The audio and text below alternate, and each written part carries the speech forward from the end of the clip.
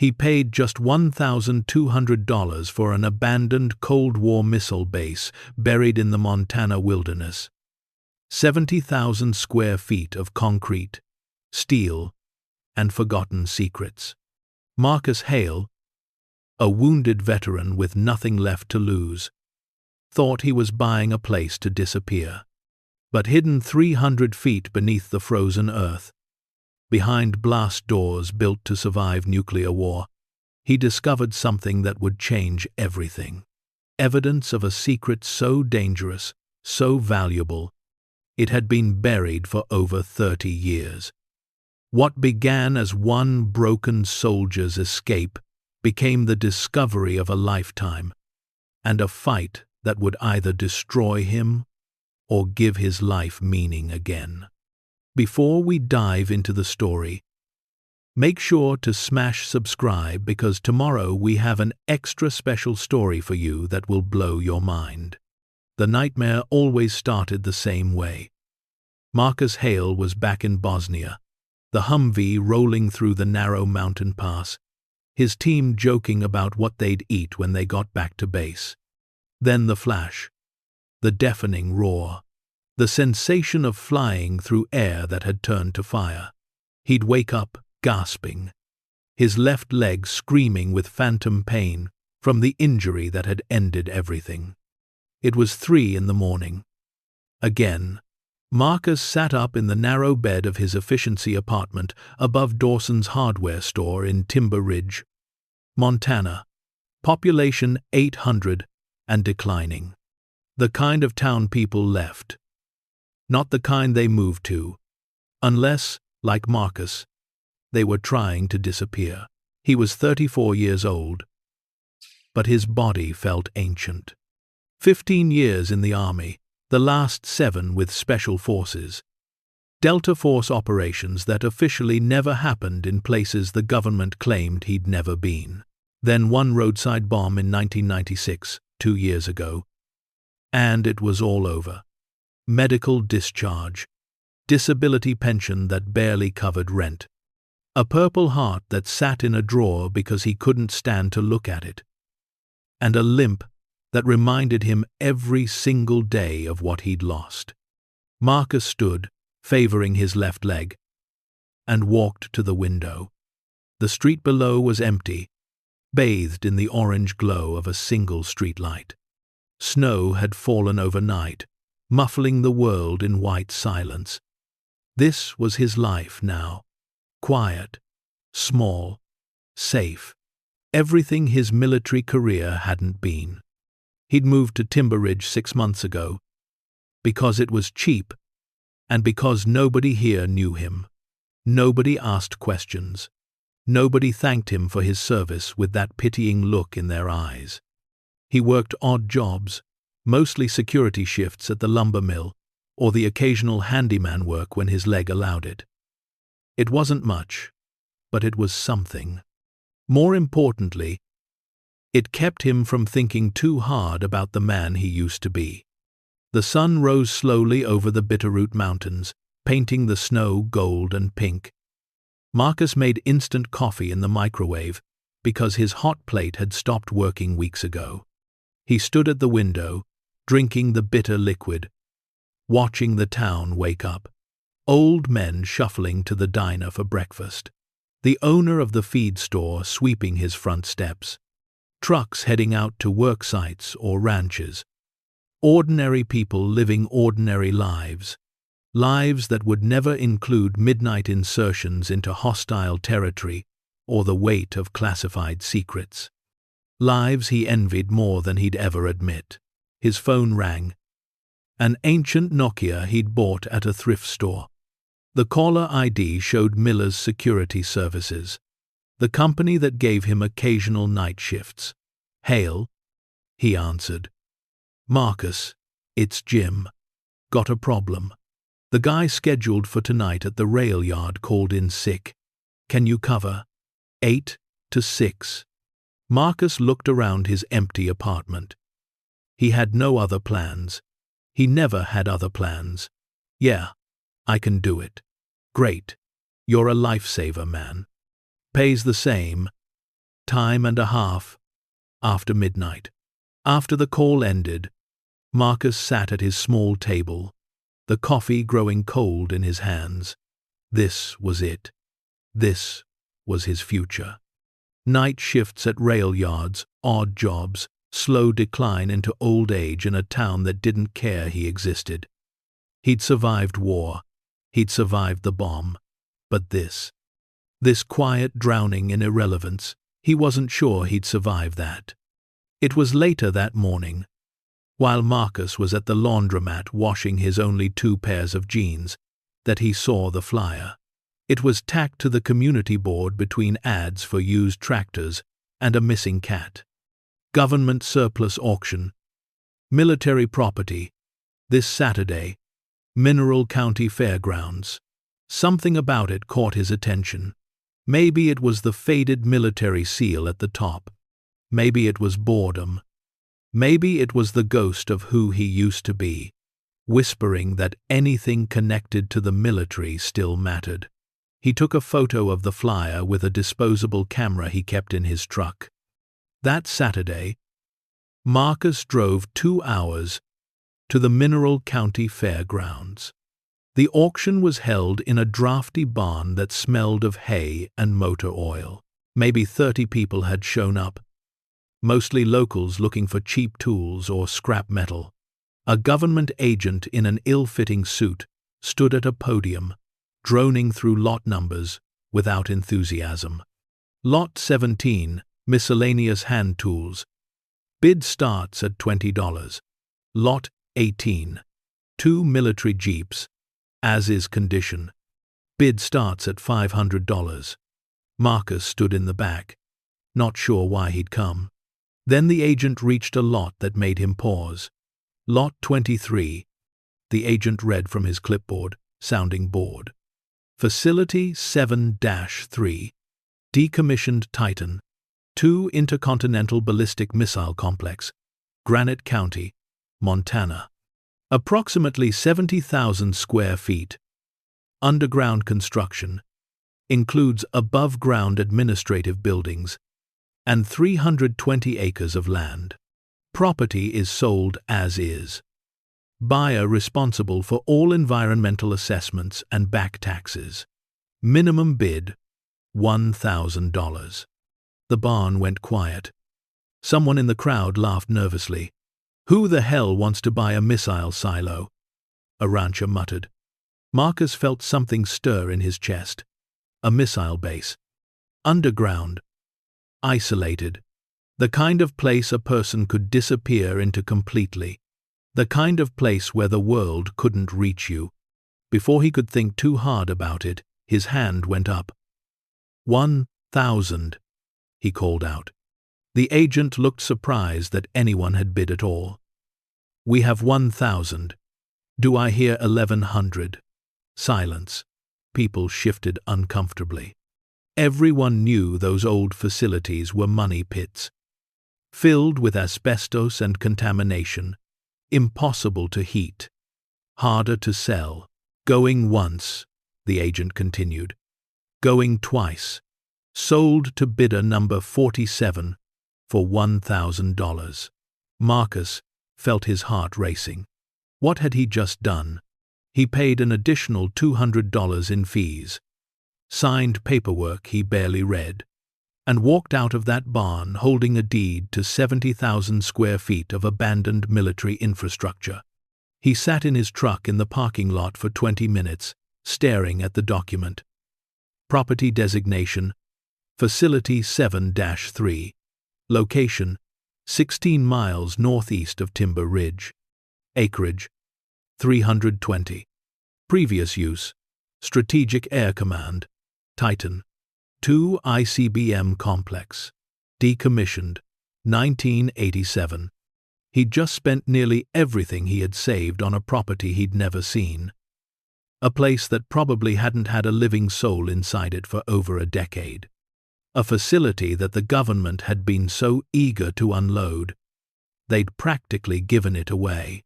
Marcus started his truck and drove toward the mountains. He needed to see what he'd bought. The road to Facility 7-3 wasn't on any map Marcus owned. He had to use the coordinates from the deed and his old military navigation skills to find it. The paved road gave way to gravel, then to dirt, then to barely a trail at all. Snow clung to the pine branches, and the temperature dropped as he climbed higher into the mountains. After 40 minutes of rough driving, he saw it. A chain-link fence, at least 12 feet high, stretching across the landscape. Behind it, partially hidden by trees and terrain, stood concrete structures that looked like bunkers rising from the earth. Guard towers, long abandoned, stood at the corners, and in the center, a massive steel door set into a concrete hillside, like the entrance to a giant's tomb. Marcus parked his truck and stepped out into the cold. The wind cut through his jacket, carrying the scent of pine and something else, something metallic and old. He approached the gate. A heavy chain and padlock secured it, but the government agent had given him a key. The lock turned with surprising smoothness, too smooth for something that had supposedly been unused for 11 years. First inconsistency. Marcus noticed it but filed it away. The gate swung open with a creak that echoed through the empty valley. He walked toward the main entrance, his boots crunching in the snow. Everything was quiet. No birds, no animals, just wind and silence.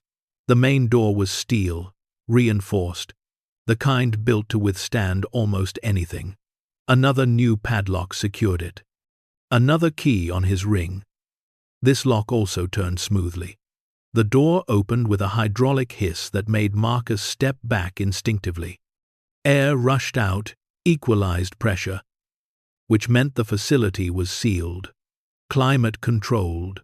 His soldier's instincts kicked in. Something wasn't right. He pulled his flashlight from his jacket and stepped inside. The entrance was a concrete tunnel sloping downward at a gentle angle. Emergency lighting strips lined the walls. Dark, now, but present. The air was cold but dry. Not the damp decay he'd expected. Marcus descended carefully, one hand on the wall, his flashlight beam cutting through absolute darkness. After 50 feet, the tunnel opened into a landing with a stairwell descending even deeper. Signs on the wall, faded but readable. Level 1, Command and Control. Level 2, Crew Quarters and Support. Level 3, Missile Operations. He started down the stairs. His footsteps echoed in the enclosed space, each step taking him deeper underground. The wound in his leg began to ache from the stairs, but he pushed through the pain. At the bottom, 3 stories below the surface, he found another door. This one wasn't locked. It opened easily, revealing an enormous chamber.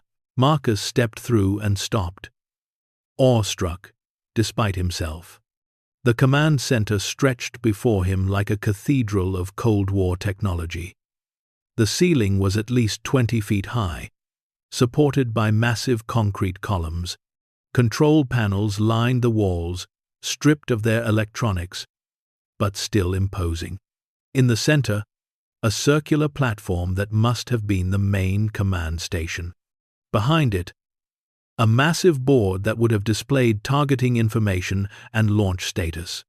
Everything was empty, gutted, but the bones of it remained, and it was clean. Not dusty, not debris-covered, clean. Marcus walked slowly into the space, his flashlight beam sweeping across surfaces that shouldn't have been this maintained. He ran his finger along a control panel. No dust. He checked the floor. Swept recently, within the last few months at least. Someone had been here. Someone had been maintaining this place. He moved through a doorway into what had been crew quarters. Rows of small rooms, each barely big enough for a bed and locker. All empty now, but again, cleaner than they should have been. The mattresses were gone, but the metal bed frames remained, and they weren't rusted. In the mess hall, he found tables and benches bolted to the floor, a serving line with empty steam trays, and on one wall, a bulletin board with a single piece of paper still pinned to it. Marcus approached and pulled it down. It was a maintenance log, dated 3 months ago. Someone had documented checking the air circulation system, the backup generators, the water pumps, signed with initials T.B. Second inconsistency. This facility wasn't abandoned. It was being watched. Marcus felt the hair on the back of his neck stand up. He was being watched right now. Probably. He moved through the facility more quickly now, checking rooms, making mental notes. The medical bay still had examining tables. The recreation room had a basketball hoop with no net. The armory was completely empty, not even a bullet casing left behind. But in every section, that same sense of recent human presence. Too clean, too maintained, too ready. He found a corridor marked Restricted Access, Authorized Personnel Only. The door at the end was different from the others, newer, with a keypad lock that glowed softly in the darkness. Active electronics. Someone had installed this recently, probably in the last few years. Marcus approached the keypad carefully. It required a 4-digit code. He tried the obvious combinations. 0000, 1, 2, 3, 4, the facility designation numbers. Nothing worked. But then he noticed something. Scratched faintly into the wall beside the keypad. Barely visible. 7387. The facility number and decommission year. He tried it. The lock clicked. The door opened. Beyond it, a stairwell descended into deeper darkness. A new stairwell, or at least one that had been maintained far better than the others. Marcus stood at the threshold, his heart pounding. Every instinct screamed that he should leave, should get out while he could, should forget whatever was down there. But he'd spent 2 years running from everything. 2 years hiding. 2 years being scared of his own shadow and his own memories. Maybe it was time to stop running. He descended into the darkness. The stairwell went down 2 more levels, deeper than the missile silo itself. The air grew colder, and Marcus's breath became visible. At the bottom, another door. This one unlocked. He pushed it open. The space beyond was different from everything above. Not stripped, not empty. This was a storage area, and it was full. Filing cabinets lined the walls, dozens of them. Storage lockers stood in rows. And in the center, a desk with a chair, as if someone worked here regularly. Marcus approached the nearest filing cabinet and pulled open a drawer. Inside were folders, neatly organized, each labeled with alphanumeric codes. He pulled one out randomly and opened it. The stamp across the top made his blood run cold. Top secret. Special access required. Eyes only. He flipped through the pages, his military training allowing him to parse the bureaucratic language. It was a memorandum dated March 1986, discussing something called Operation Safeguard and Contingency Recovery Assets. The document referenced strategic reserve caches placed at select decommissioned facilities across CONUS, continental United States. Marcus opened another folder. This one contained inventory lists, gold bullion, bearer bonds, recovered intelligence assets, diamonds, Category 3 artifacts. The quantities made him dizzy. Hundreds of millions of dollars worth of materials, all supposedly stored at various facilities, including the one he was standing in. A third folder contained photographs, He pulled them out slowly. Gold bars stacked on pallets, paintings in protective cases, stacks of bonds in sealed containers, all photographed in what looked like this facility, based on the concrete walls visible in the backgrounds. Marcus sat down heavily in the chair, his injured leg grateful for the rest, his mind reeling. This wasn't just an abandoned missile base.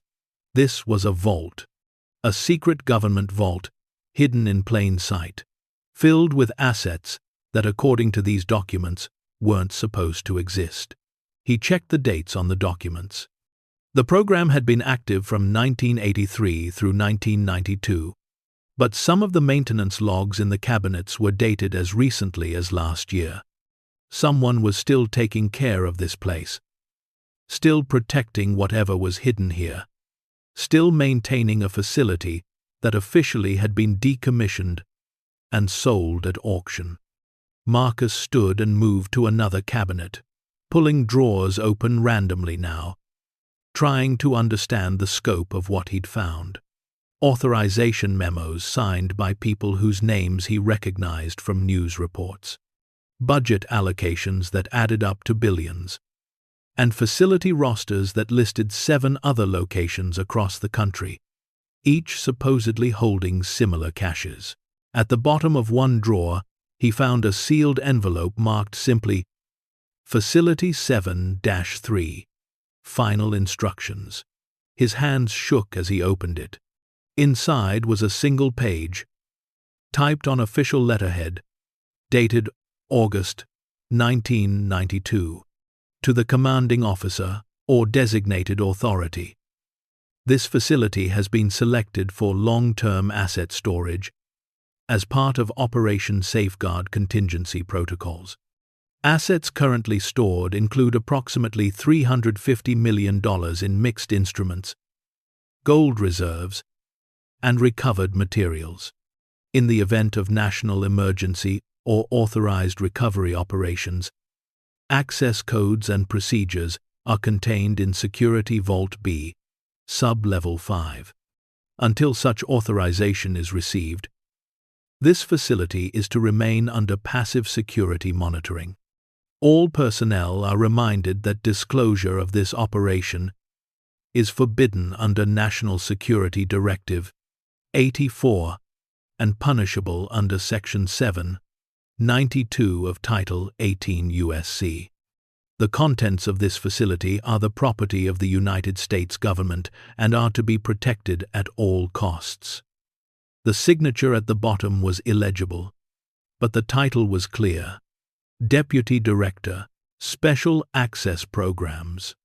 Marcus carefully folded the letter and put it back in the envelope. $350 million, hidden beneath his feet, somewhere in this complex, protected by people who still thought this facility was secret, even though it had just been sold at public auction for $1,200. He looked around at the filing cabinets, at the evidence of a program that had either been forgotten by the bureaucracy or deliberately hidden from it. A program that had taken assets from intelligence operations, from seized materials, from sources he couldn't even imagine, and buried them underground in case the world ended. But the world hadn't ended. The Cold War had faded. The Soviet Union had collapsed. And somewhere in the chaos of downsizing and reorganization, this facility and its contents had slipped through the cracks. Or had they? Marcus remembered the maintenance logs, the recent dates, the keypad lock that still worked.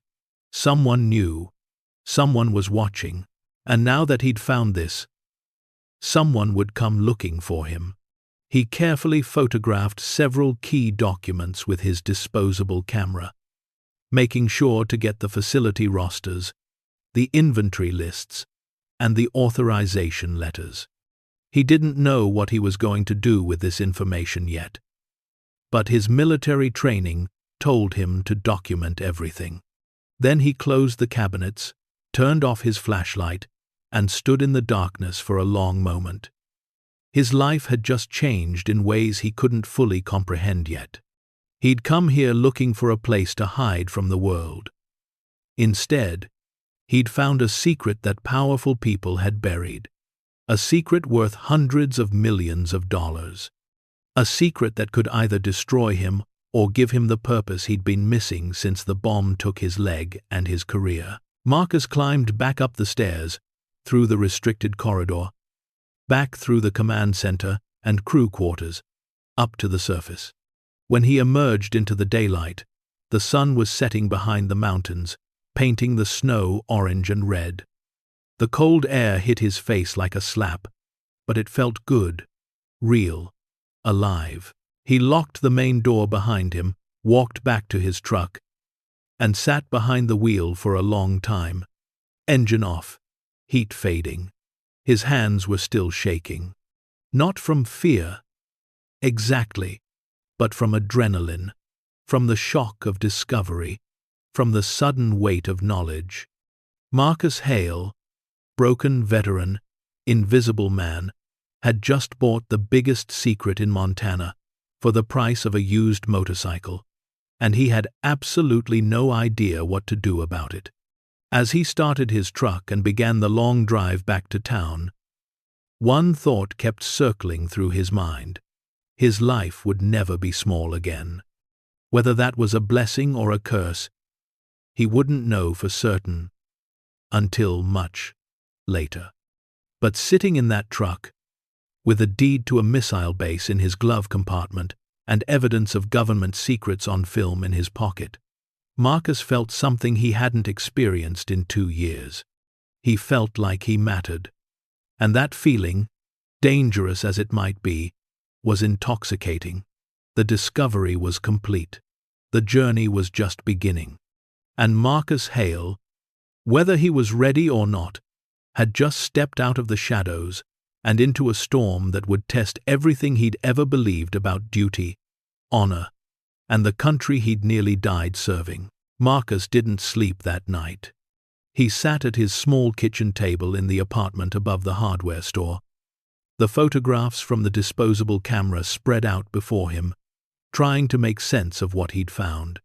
$350 million, hidden beneath a property he'd bought for $1,200. The numbers didn't make sense. None of this made sense. By dawn, he'd made a decision. He needed to understand what he'd stepped into. That meant systematic exploration of the entire facility, documentation of everything, and most importantly, figuring out who else knew about what was hidden there. He couldn't do this alone. He needed information, context, history. He needed someone who understood this place before he'd arrived. Marcus spent Monday morning at the Timber Ridge Public Library, a small brick building that smelled like old paper and wood polish. It was empty, except for the librarian, a woman in her early 60s, with silver hair pulled back in a neat bun and reading glasses on a chain around her neck. She looked up from her desk as he entered, her eyes curious but kind. "Can I help you find something?" she asked. Marcus approached the desk, suddenly unsure how to ask what he needed without revealing too much. "I'm looking for information about the old military facility northeast of here. The missile base." The woman's expression shifted, something flickering in her eyes. Recognition, maybe, or concern. "You must be the person who bought it at auction," she said. "Small town. Word travels fast." Marcus nodded. "I'm just trying to understand what I purchased. Its history, why it was built, what it was used for." The librarian studied him for a moment, then stood. "I'm Elena Vasquez. I've lived in Timber Ridge my entire life. 62 years. I was 5 years old when they started building that facility." She gestured for him to follow her to a back room. "Come with me. There are things you should know." The back room was filled with local history archives, boxes of photographs, newspapers, and documents organized by decade. Elena pulled down a box labeled 1960s Construction Projects and set it on a table. They started construction in 1963. Elena began, opening the box and pulling out black and white photographs. The Cuban Missile Crisis had scared everyone. The government decided it needed more nuclear deterrence, more ways to strike back if the Soviets attacked. So they built these Titan II complexes all over the country. She spread the photos across the table. Marcus saw images of massive construction equipment, concrete being poured into enormous holes in the ground, workers in hard hats standing beside what looked like a vertical shaft descending into the earth. That silo went down 150 feet, Elena continued, deep enough to protect a nuclear missile from almost anything. The warhead they kept there could reach Moscow in 30 minutes. She pulled out more photos, but the missile was just part of it. They built a whole underground city. Command centers, living quarters. Everything a crew would need to survive down there for weeks if they had to. Marcus studied the photographs, recognizing some of the spaces he'd walked through yesterday. When did they close it? Officially, 1987. The Titan II program was being phased out, replaced by newer systems. They came in, removed the missile, stripped most of the equipment, and sealed it up. He was part of the team that stayed on after decommissioning. Marcus felt his pulse quicken. Stayed on? Why would they need security after it closed? Elena met his eyes. That's exactly what my father asked. He worked there until 1992, 5 years after the official closure. Small crew, just a handful of men. They weren't allowed to talk about what they were guarding, but toward the end, he started to question things. She pulled out a worn notebook from the box. Before he died in 1993, he gave me this, said someone should know the truth, even if he couldn't tell it. Marcus opened the notebook carefully. Inside were handwritten entries, security logs kept by Elena's father, Diego Vasquez. The entries started routine: date, time, rounds completed, equipment status. But as Marcus flipped through the pages, the tone changed. November 1989. Civilian contractors arrived again. 3rd time this month. They access sublevels without signing in. When I ask supervisor about protocol violations, he tells me to forget I saw anything. February 1990. Late night delivery. Trucks with no markings. Crates taken underground. Not allowed to inspect. This doesn't feel like decommissioning. This feels like storage. June 1990. Saw same trucks again. Counted at least 15 deliveries in the last 6 months. Supervisor says it's just removing old equipment, but the trucks are bringing things in, not taking them out. What are they storing here? October 1991. Asked supervisor directly why we're still here, what we're protecting. He pulled me aside, said, "Diego, you're a good man. You've got 4 months until retirement. Take my advice. Keep your head down. Do your job. Forget everything you've seen. Some secrets exist for good reasons.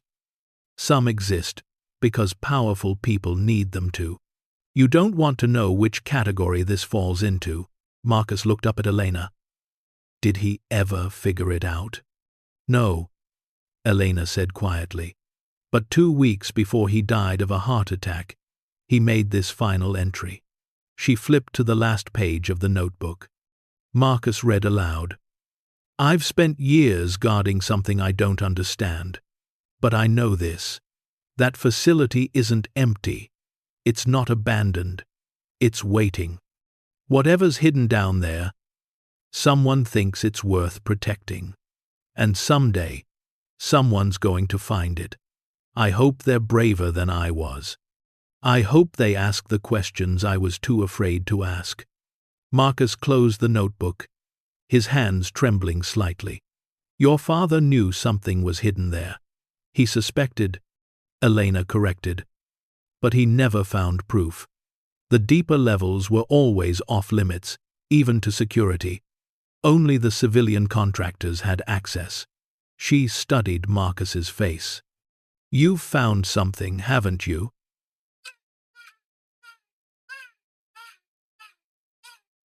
"That's why you're here." Marcus hesitated. He'd just met this woman, but she'd trusted him with her father's notebook, with his final confession, and something in her eyes told him she could be trusted. "I found documents," he said carefully. "Evidence of a program called Operation Safeguard, a contingency plan, supposedly. But the numbers, the assets involved, they're enormous." Elena nodded slowly. "And now you're wondering what to do about it." "I'm wondering who else knows," Marcus said. "Because someone's been maintaining that facility. Someone's been protecting what's inside. And now that I own it, they're going to come looking." Elena reached across the table and placed her hand over his. "Mr. Hale, my father spent 5 years trying to understand that place, and it cost him his peace of mind. He died not knowing whether he'd been protecting something important or something corrupt. You have a chance to finish what he started. But you need to be careful, very careful." "Why are you helping me?" Marcus asked. Elena smiled sadly. "Because my father deserved to know the truth. And because sometimes the only way to honor the dead is to finish the work they couldn't complete." Over the next 3 days, Marcus returned to the facility each morning, conducting systematic exploration of every level, every room, every corridor. He brought better equipment this time: powerful flashlights, a digital camera he'd bought with money he couldn't afford to spend, notebooks for documentation, and tools for getting into locked spaces. He started at the top and worked his way down, mapping the facility as he went. Level 1 contained the command center, communications room, and administrative offices, all stripped of electronics but structurally sound. Level 2 held crew quarters, mess hall, recreation areas, and medical bay, empty but maintained.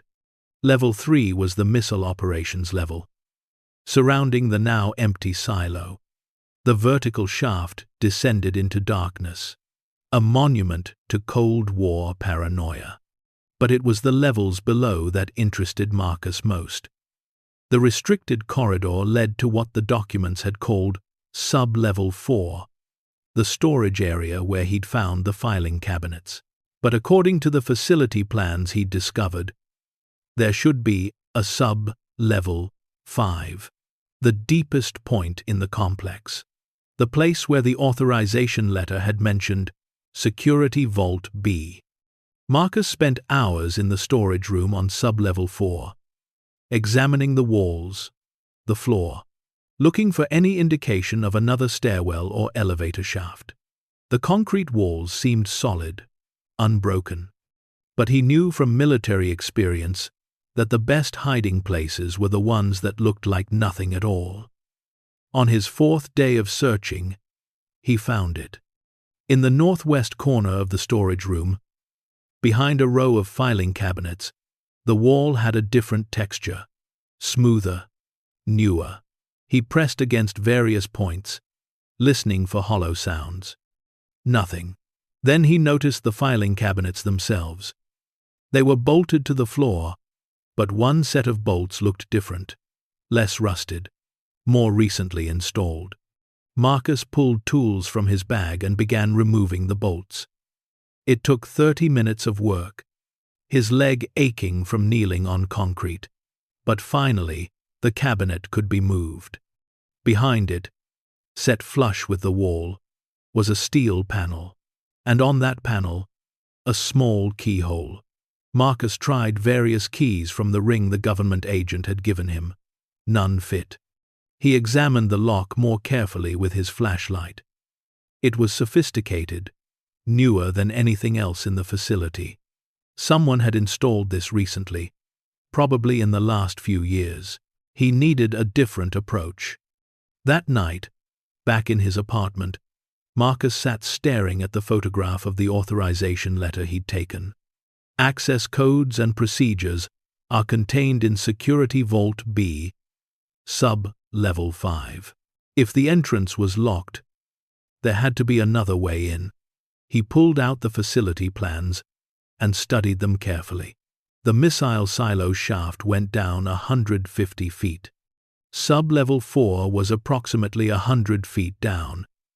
If there was a sub-level 5, it would be even deeper, maybe 125 or 130 feet.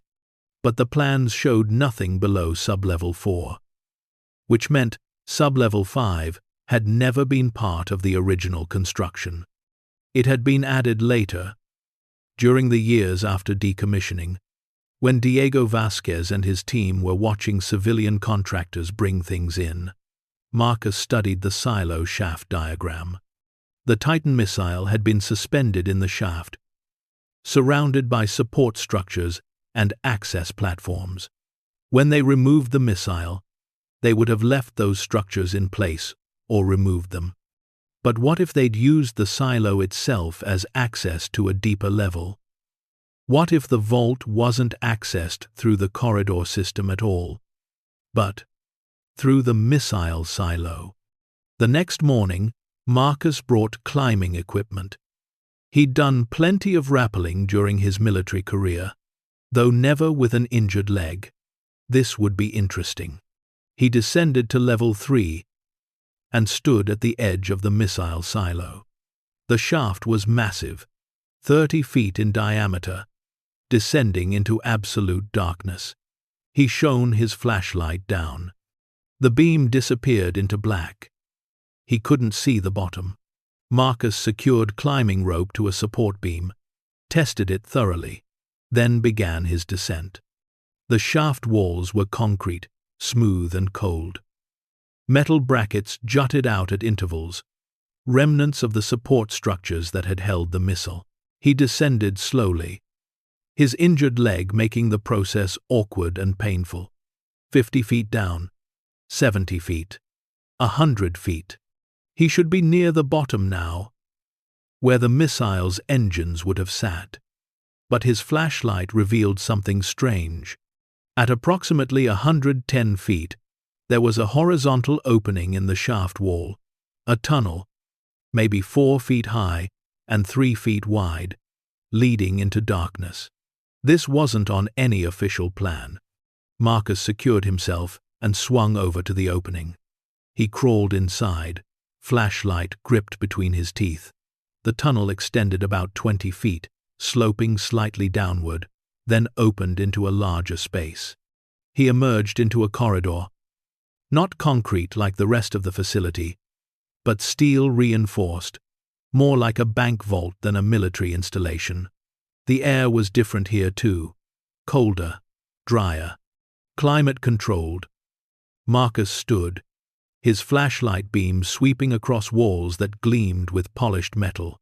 This was sub-level 5, and it had been built to last forever. The corridor extended in both directions.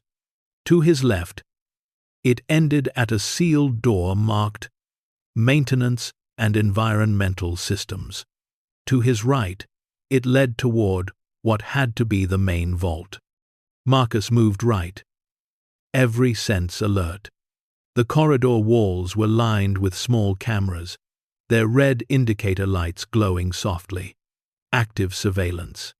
Someone was watching this right now, or recording it, at minimum. He'd known the moment he'd climbed down that silo shaft that there was no going back. Now he was committed. At the end of the corridor stood a vault door unlike anything Marcus had seen in the rest of the facility. It was massive, at least 8 feet tall and 6 feet wide, made of reinforced steel with a complex locking mechanism. The door was sealed with 3 separate systems: a mechanical combination lock, a digital keypad, and a biometric scanner. Marcus approached slowly, his heart pounding.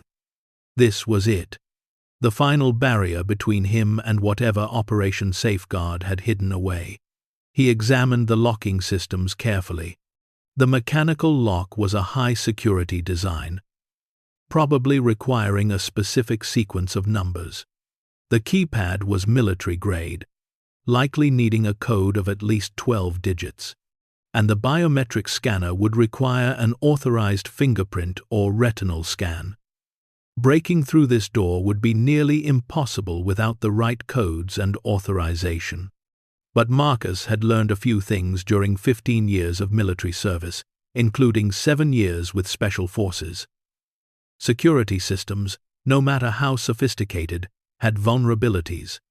He studied the doorframe, looking for any weakness. The vault was designed to be impenetrable from the outside, but it also needed to be accessible to authorized personnel, which meant there had to be an emergency override, a way to open it if the normal systems failed. He ran his hands along the doorframe, feeling for any irregularity.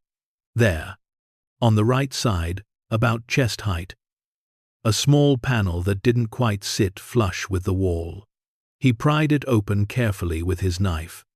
Inside was a manual release mechanism, probably required by building codes even for classified facilities. But it was locked with a simple tumbler lock, the kind you could pick if you knew what you were doing. Marcus had picked dozens of locks during training exercises and a few during actual operations. His hands were steadier than they'd been in years as he worked the lock with 2 thin pieces of metal from his toolkit. 5 minutes later, it clicked open. Behind the tumbler lock was a lever.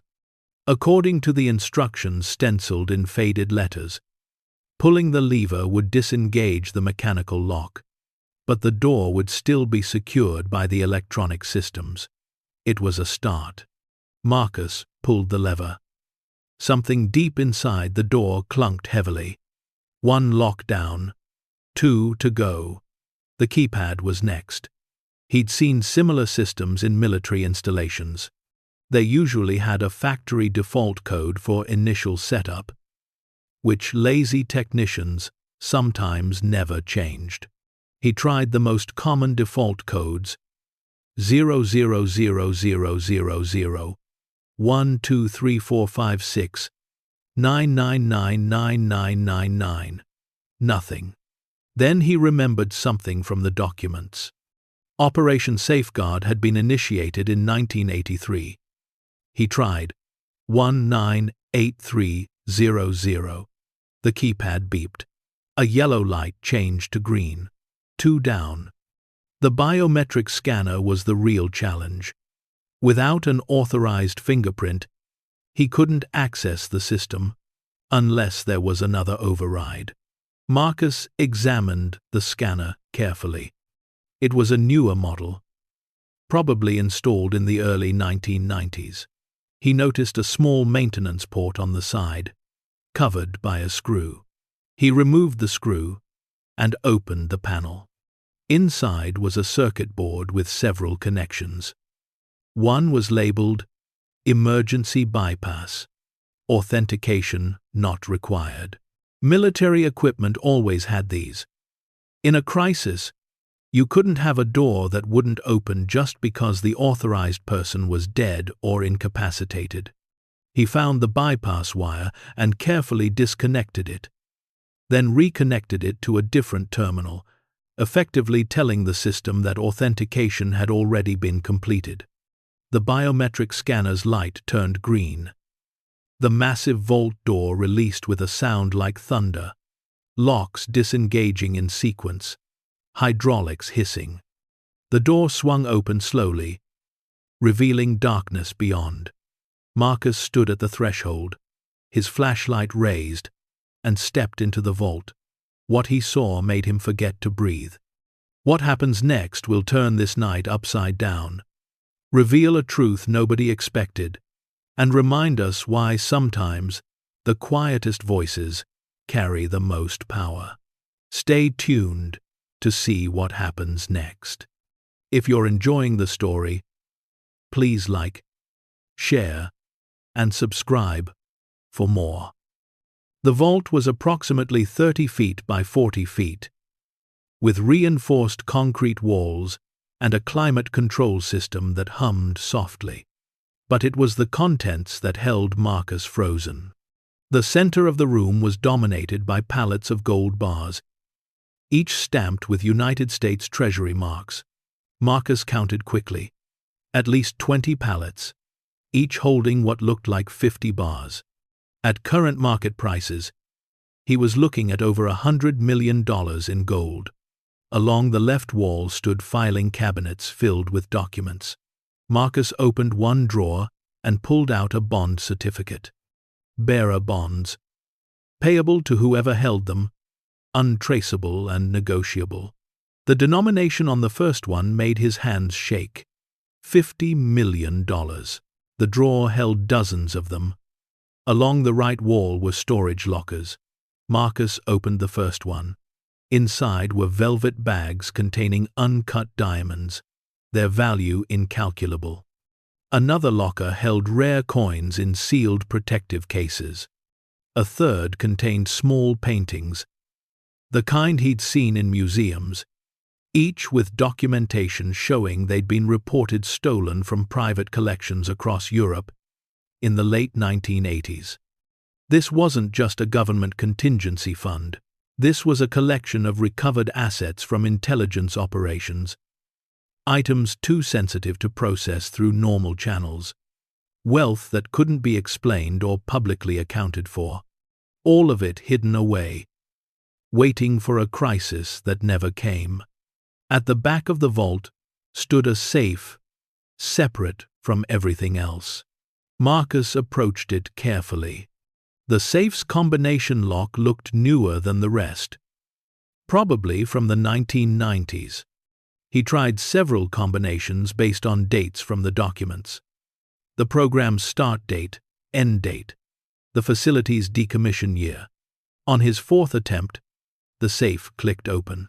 Inside were items that made his blood run cold.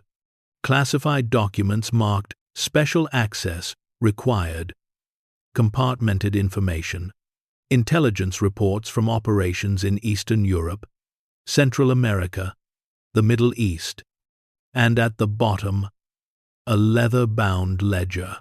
Marcus opened it carefully. The ledger contained a complete accounting of Operation Safeguard. Every facility, every asset, every transfer. His facility, 7-3, was just one of 8 locations across the country. The total value of all hidden assets exceeded $2 billion, but more disturbing were the signatures. High-ranking officials from the Defense Department, CIA, Treasury. Some of the names Marcus recognized from news reports. These people had created a secret fund, hidden billions in assets. And then when the Cold War ended and the program should have been dismantled, they'd simply let it fade into bureaucratic obscurity. The last entry in the ledger was dated December 1997. Just 6 months ago. Someone had been here recently, checking on the assets, updating the inventory. Marcus photographed the ledger page by page. The gold bars, the bonds, everything. He was so focused on documenting the evidence that he almost didn't hear the sound behind him. Almost. He spun around, his military reflexes overriding the pain in his injured leg. A man stood in the vault doorway. 50s, gray hair, expensive suit, the bearing of someone used to authority. He held no weapon, his hands visible and empty, but his presence was threat enough. "Mr. Hale," the man said, his voice calm and measured. "I was wondering how long it would take you to find this place." Marcus's heart hammered in his chest. "Who are you?" "My name is Thomas Brennan. I work for a division of the government that doesn't appear on any organizational chart. He stepped into the vault, his eyes scanning the gold, the documents, the evidence of decades of secret operations. "I've been monitoring this facility since you purchased it. Watching. Waiting to see if you'd find what was hidden here.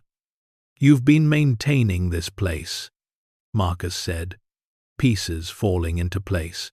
"The security systems, the climate control, the recent maintenance logs. Someone had to," Brennan replied.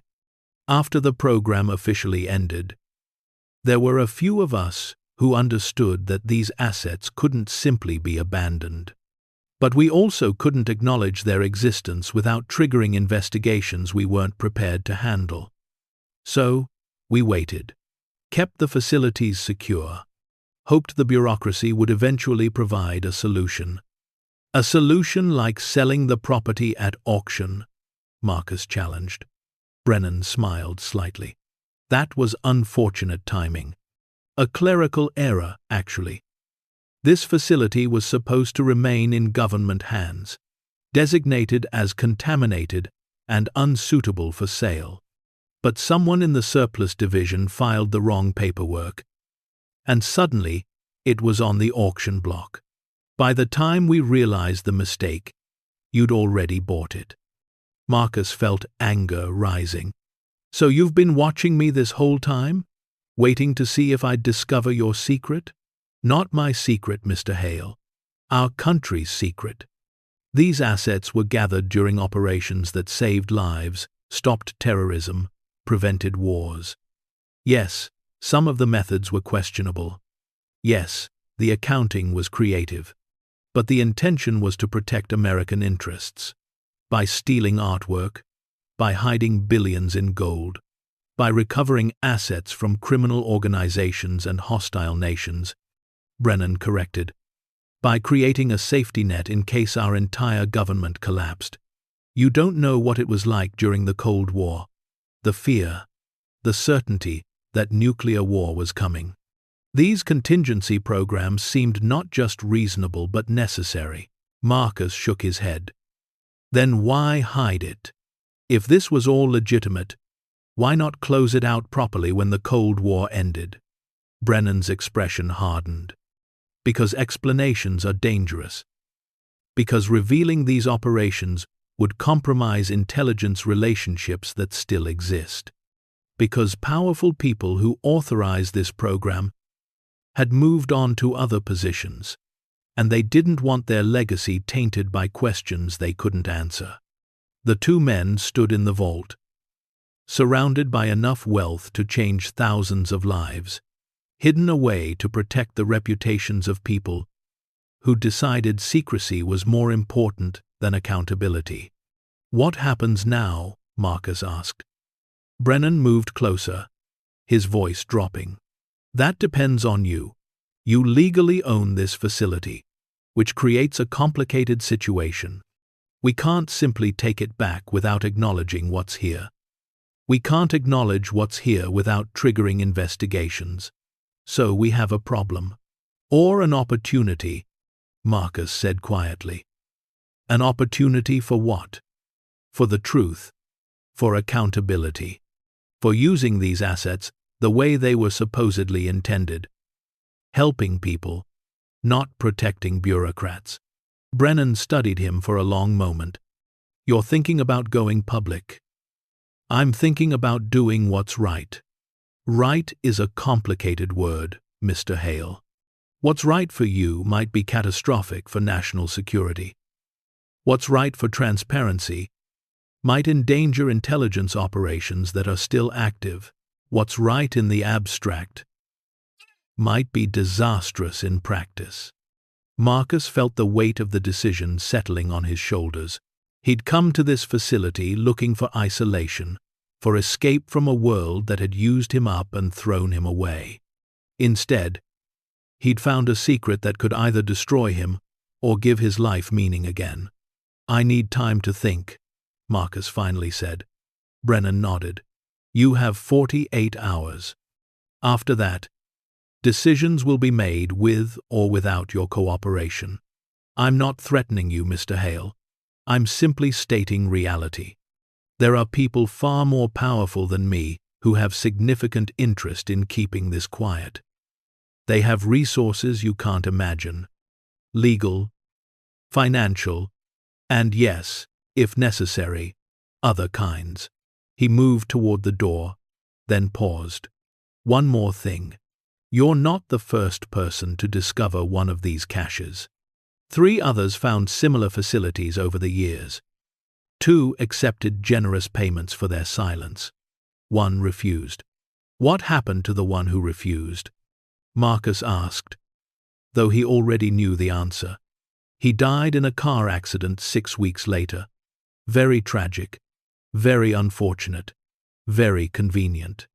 Brennan's eyes met Marcus's. Choose wisely, Mr. Hale. Some battles can't be won by courage alone. Then he was gone, his footsteps echoing back through the steel corridor, leaving Marcus alone, in a vault filled with enough treasure to ransom a nation, and enough secrets to destroy careers. Marcus stood in the silence, his mind racing through scenarios. He could take the money and disappear. He could report his findings and become a whistleblower. He could walk away and pretend he'd never found anything. But as he looked around at the gold bars stacked in shadows, at the documents proving decades of hidden operations, at the evidence of a system that had chosen secrecy over accountability, he knew there was only one choice he could live with. He'd spent 15 years serving a system that had ultimately abandoned him. But maybe, just maybe, he could make that system answer for what it had done. Not for revenge, not for personal gain, but because someone had to. Because Diego Vasquez had spent years guarding secrets he didn't understand and died never knowing the truth. Because other veterans like Marcus had been used and discarded while billions sat hidden underground. Because the right thing to do was often the hardest thing to do, and someone had to be brave enough to do it. Marcus gathered his equipment, took final photographs of the vault, and began the difficult climb back up the missile silo shaft. His injured legs screamed with every movement, but he barely noticed the pain. He had 48 hours to decide how to expose what he'd found. 48 hours before people with unlimited resources came looking for him. 48 hours to prepare for the fight of his life. As he emerged into the fading daylight at the facility's surface, Marcus made a decision. He would document everything. He would find allies. And he would make sure that this time, the truth wouldn't stay buried. The veteran who'd bought a missile silo to disappear was about to make more noise than anyone expected, and nothing would ever be the same again. Marcus spent the next 36 hours in a state of controlled paranoia. He returned to his apartment above the hardware store and locked the door, then checked the windows, then checked the door again. He'd photographed everything in the vault, but the images felt inadequate, like trying to capture a hurricane in a snapshot. $350 million in gold, bonds, diamonds, and stolen artwork, all hidden beneath Montana dirt, all supposedly forgotten, all very much still being watched. He spread the photographs across his kitchen table and tried to organize what he'd found into something that made sense. The documentation told a story that was both mundane and terrifying in its implications. Operation Safeguard had been conceived in 1983 during one of the tensest periods of the Cold War. The Soviet Union had just shot down a Korean airliner. NATO was conducting military exercises that the Soviets believed were preparation for nuclear attack. The world had come closer to annihilation than most people realized. In that climate of fear, a small group within the Department of Defense had proposed a radical idea: contingency caches. If nuclear war destroyed the government, the economy, the entire infrastructure of the nation. These hidden repositories would provide the resources needed to rebuild gold, to establish a new monetary system, bonds to restore international credit, strategic materials for infrastructure reconstruction. It was disaster preparedness taken to its logical extreme. The program had been approved at the highest levels, funded through black budgets and compartmentalized operations that kept even most government officials in the dark. Between 1983 and 1987, 8 facilities across the United States had been selected as cache sites. Most were decommissioned military installations, places that existed on paper but had faded from public memory. The assets came from multiple sources. Some were legitimate government reserves, gold and bonds set aside for emergency use. But others came from intelligence operations, money seized from drug cartels, assets recovered from terrorist organizations, items confiscated from criminal enterprises with international ties, and some, Marcus had discovered, came from sources even more questionable. The paintings in the vault had been stolen from private collections in France, Germany, and Austria in the late 1980s. According to the documents, they'd been recovered during intelligence operations, but the details were classified. The diamonds had come from interdicted shipments in Africa. With no further explanation, Marcus suspected that in the chaos of Cold War espionage, the line between legitimate recovery and outright theft had become very blurred. The program was supposed to have ended in 1992, with the Soviet Union collapsed and the Cold War over.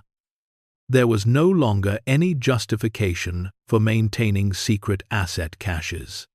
The official order had been clear. All facilities were to be inventoried, all assets recovered and redistributed through proper channels, all documentation archived or destroyed. But something had gone wrong. Or more accurately, something had gone exactly as certain people wanted. The bureaucracy of closure had been deliberately tangled. Assets were moved between facilities to confuse the accounting. Inventory lists were filed incorrectly or lost entirely.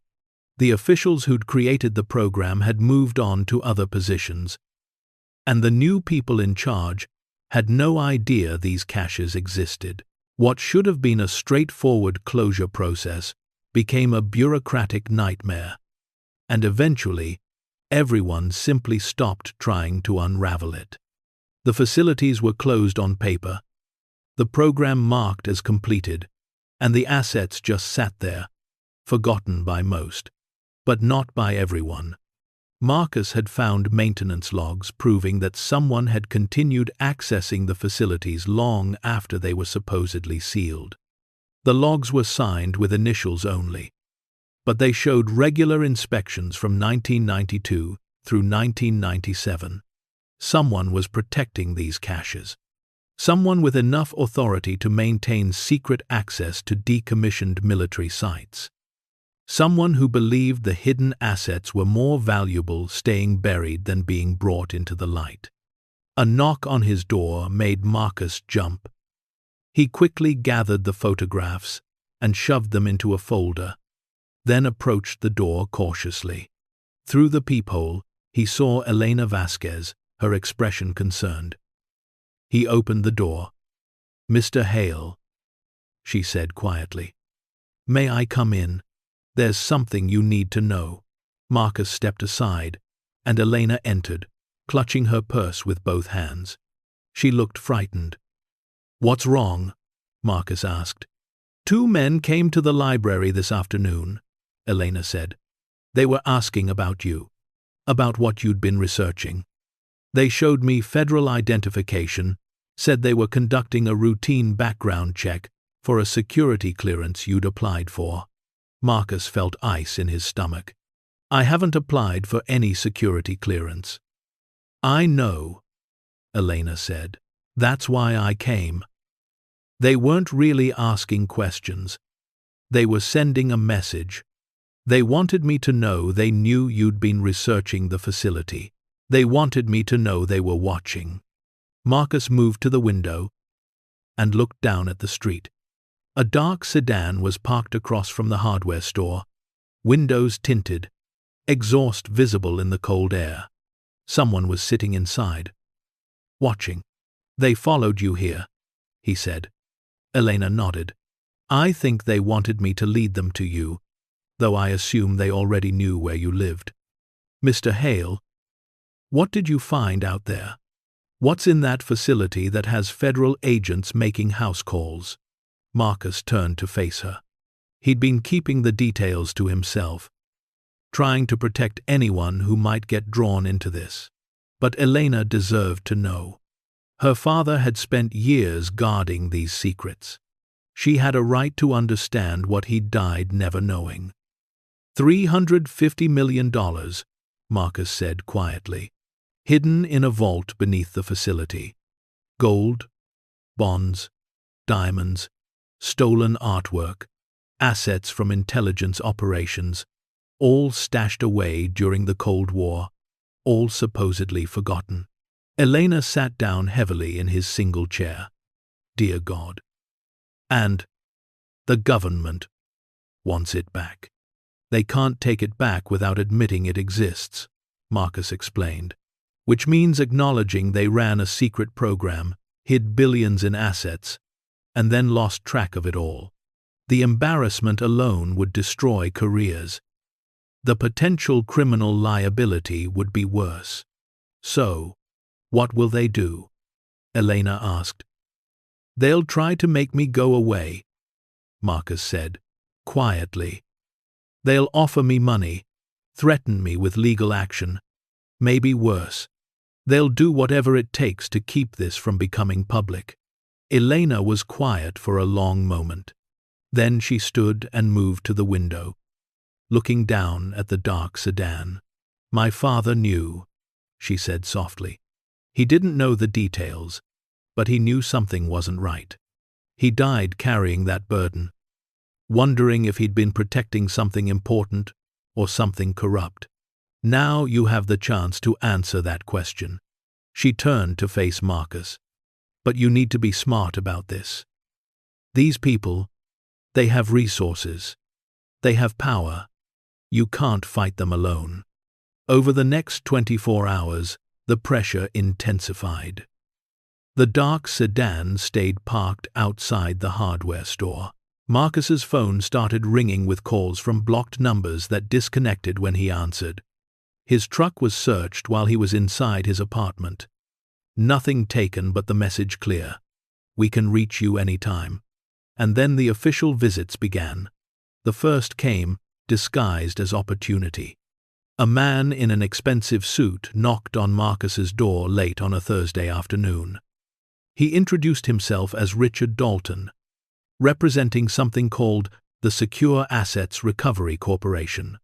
Mr. Hale, Dalton said, settling into the chair without being invited. I'm here to discuss a business proposition. We understand you've acquired a property that contains certain materials of interest to our clients. What clients? Marcus asked. Organizations with legitimate claims to assets that were misplaced during Cold War operations. We specialize in recovering such materials and ensuring their return to their rightful owners. Dalton pulled a document from his briefcase. We're prepared to offer you $2 million for immediate transfer of the property and all its contents. No questions asked. No complications. Marcus looked at the document without touching it. $2 million for something worth $350 million? That's quite a discount.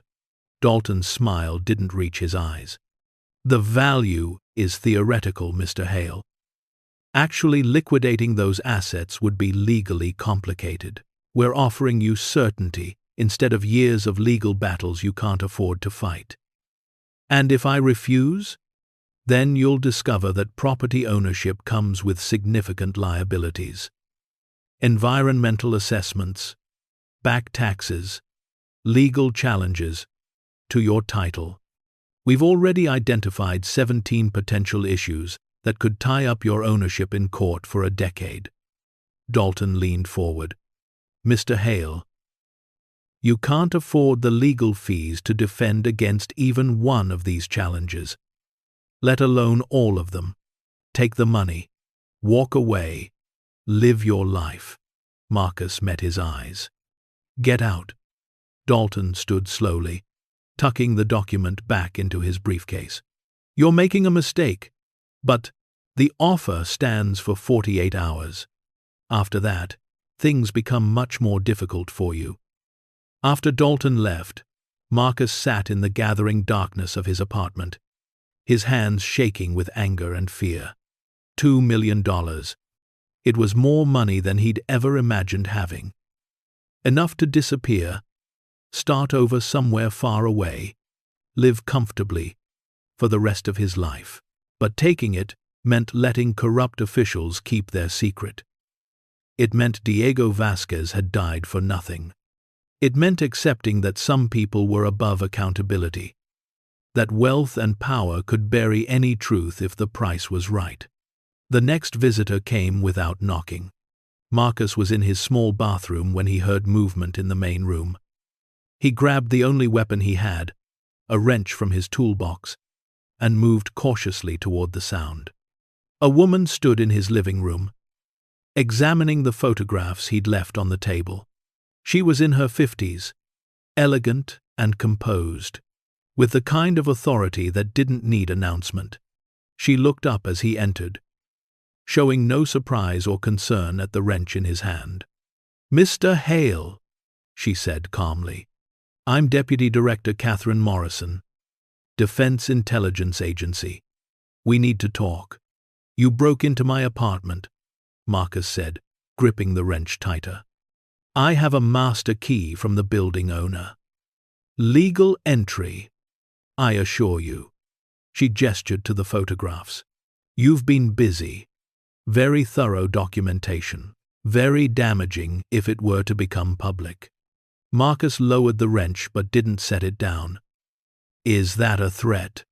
"It's an observation. Mr. Hale, I'm going to be direct with you because I respect your service record. What you've found represents one of the most sensitive operations in U.S. intelligence history. Yes, it should have been closed out properly. Yes, there were mistakes made, but the damage from disclosure would be catastrophic." "Damage to who?" Marcus challenged. "To current operations. We still have intelligence relationships with countries that contributed assets to that program. We still run operations using methods developed during that era. Public exposure would compromise sources, endanger lives, and undermine national security in ways you can't imagine." Morrison moved closer, her voice intense. "I know what you're thinking. You're thinking about accountability, about justice, about making powerful people answer for their actions. But you're not thinking about the intelligence officer in Moscow whose cover would be blown. You're not thinking about the terrorist cell we're tracking using techniques we can't admit exist. You're not thinking about the lives that would be lost if our adversaries learned what we're capable of." Marcus felt the weight of her words, the moral complexity of a situation that had seemed so simple when he first found the vault. If this is all about protecting operations, why were the assets never recovered properly? Because recovery would have required congressional briefings, oversight committees, public accounting. Every step of that process creates opportunities for leaks. The decision was made to let the program fade into obscurity rather than risk exposure through official closure. "So the decision was to lie," Marcus said. "The decision was to prioritize national security over bureaucratic transparency. You're a soldier, Mr. Hale. You've made similar choices in the field. Sometimes the right thing to do isn't the clean thing to do. Morrison pulled a folder from her bag and set it on the table. This is everything we know about you. Your service record, your injury, your discharge, your struggles with PTSD, your isolation, your financial problems. She paused. You're a decorated veteran who's fallen on hard times. That's a sympathetic story. But it's also a story that can be reframed. A troubled veteran, mentally unstable, making wild accusations to justify theft of government property. We can make you look like a criminal or a madman. Your choice. Marcus felt rage rising, hot and sharp. So threaten me. Break into my home. Destroy my reputation. That's how you protect national security? That's how we protect a nation that doesn't want to know how messy the work of protecting it really is. Morrison said coldly. You want accountability? Fine. But understand what you're trading for it. Your life will be destroyed. You'll face federal charges. You'll be buried in legal proceedings that will bankrupt you. And in the end, the most sensitive details will be classified anyway, sealed from public view for national security reasons. You'll lose everything and accomplish nothing. She moved toward the door. You have 24 hours to make a decision. Transfer the property. Sign a non-disclosure agreement. Accept a payment for your silence, or face the consequences.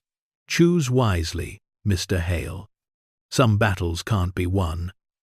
After she left, Marcus stood in his apartment, feeling like the walls were closing in.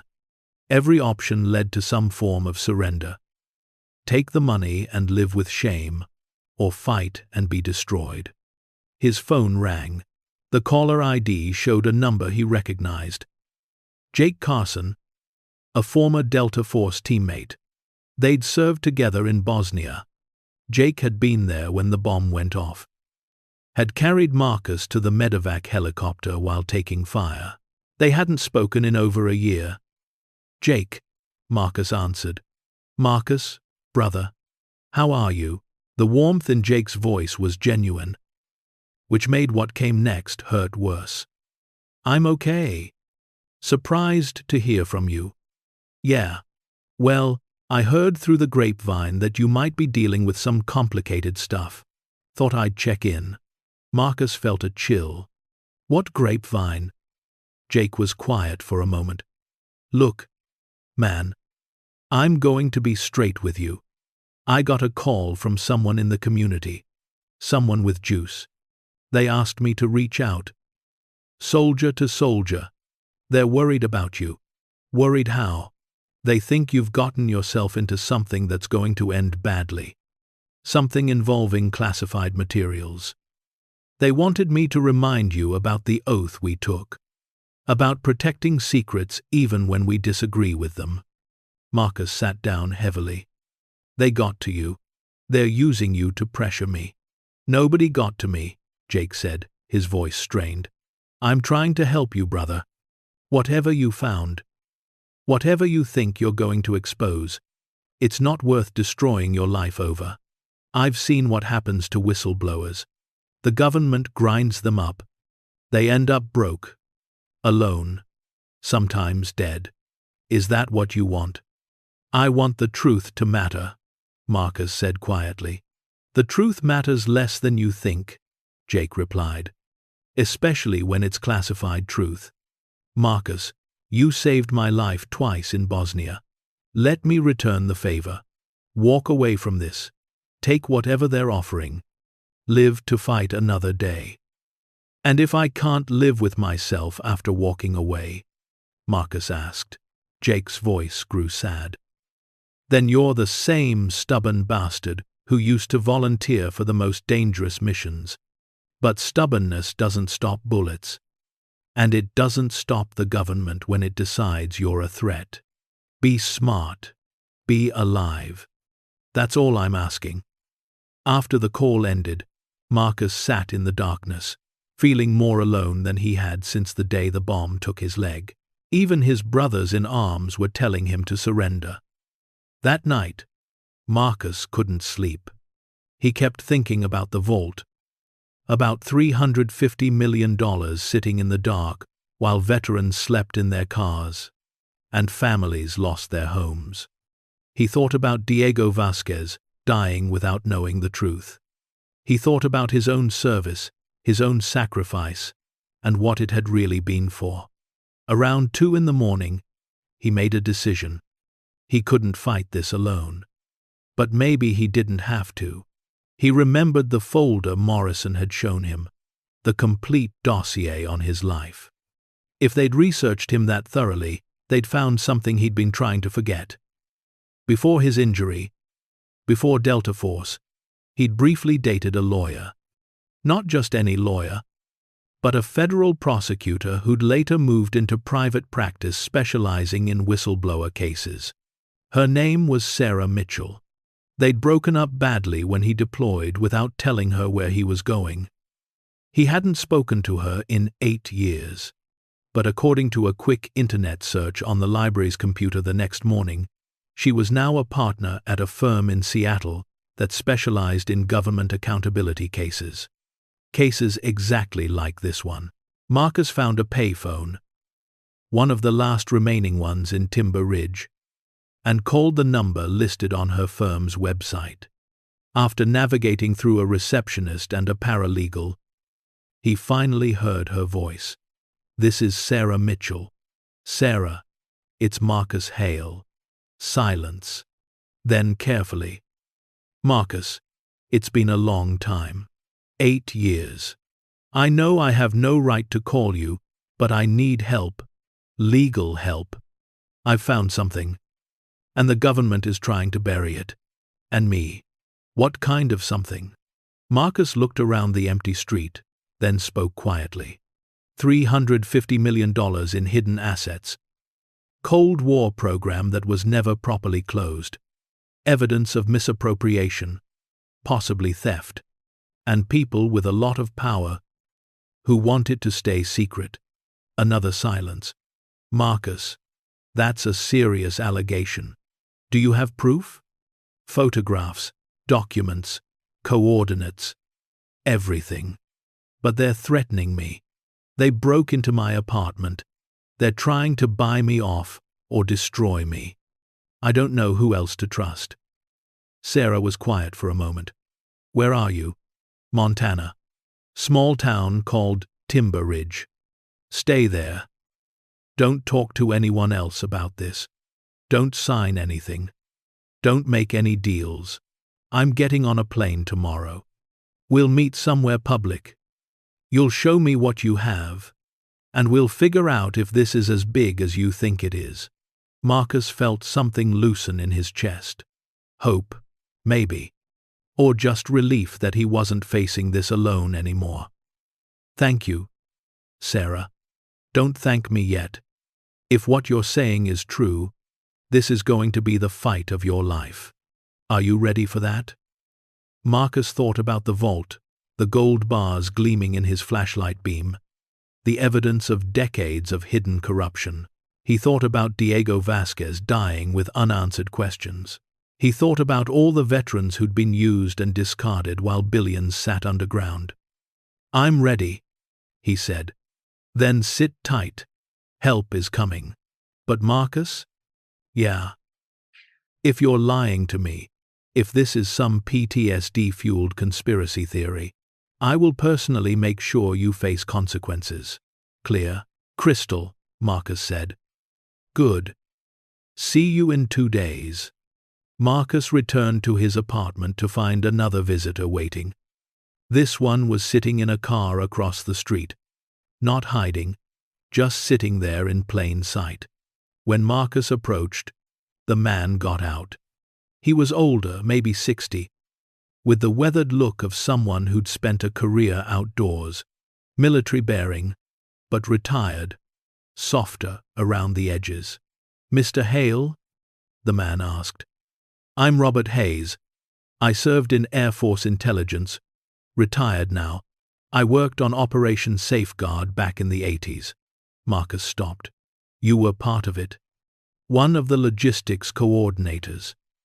I helped set up the facilities, move the assets, establish the security protocols. I was also one of the people who recommended shutting it down properly in '92. Hayes gestured to a bench outside the hardware store. Can we sit? There are things you need to know. They sat. Two veterans on a cold bench in a dying town, about to discuss secrets that could reshape history. I've watched you these last few days, Hayes began. Watched you find the vault. Watched you document everything. Watched you resist the pressure. You remind me of who I used to be, back when I thought the system could be fixed from inside. What changed your mind? Marcus asked. I tried to report the irregularities in the program closure. I documented the asset transfers that didn't make sense, the facilities that weren't being properly secured, the officials who were blocking proper accounting. I took it to my superiors, then to oversight committees, then to the Inspector General. Hayes's expression was bitter. You know what happened. My security clearance was suspended, pending investigation of my mental health. I was reassigned to a desk job in North Dakota. My marriage fell apart. My career stalled. And the program just continued hiding in the shadows. So you gave up, Marcus said. Hayes nodded. I gave up. I took early retirement, moved to Montana to fish and forget. But I never stopped watching. I kept track of the facilities, made sure the security protocols were maintained, hoped that someday someone would finish what I started. He turned to Marcus. You're that someone. You have the evidence, the timing, and most importantly, you're outside the system. You're not beholden to career concerns or security clearances. You can do what I couldn't. They're threatening to destroy me, Marcus said. They will destroy you if you let them control the narrative. But if you go public first, if you force the story into the open before they can spin it, you have a chance. Not a guarantee, but a chance. Hayes pulled a USB drive from his pocket. This contains everything I documented back in '92. Memos, emails, budget discrepancies, facility rosters. It's encrypted, but I'll give you the password. Combined with what you found, it's enough to prove this wasn't just bureaucratic oversight. It was deliberate concealment. Marcus took the drive carefully. Why are you giving this to me? Because I'm 63 years old, and I'm tired of carrying this secret. Because my conscience won't let me die without trying one more time.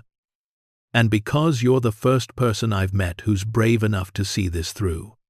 Hayes stood, preparing to leave.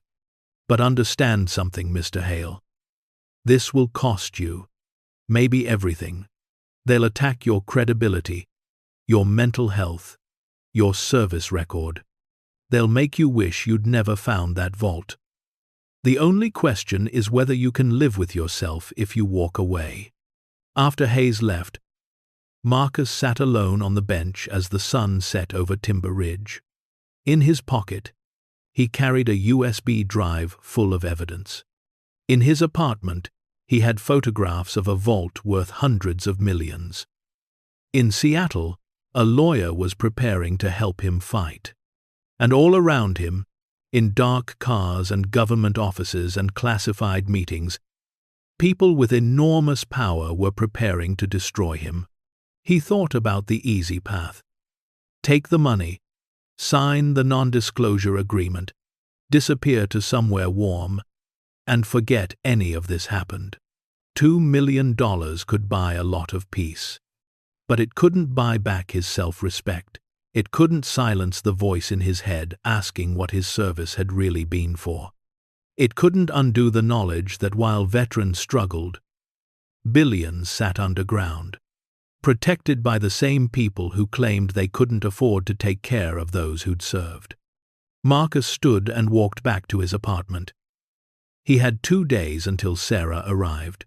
2 days to prepare for a battle that would define the rest of his life. 2 days to decide if he was brave enough to be the man he used to be. Before the bomb, before the injury, before the fear. As he climbed the stairs to his apartment, he realized he'd already made his choice. The moment he'd opened that vault, the moment he'd seen the evidence of decades of hidden corruption, the moment he'd understood that some truths were too important to stay buried, he wasn't walking away. He was going to war. And this time, the enemy wasn't on some distant battlefield.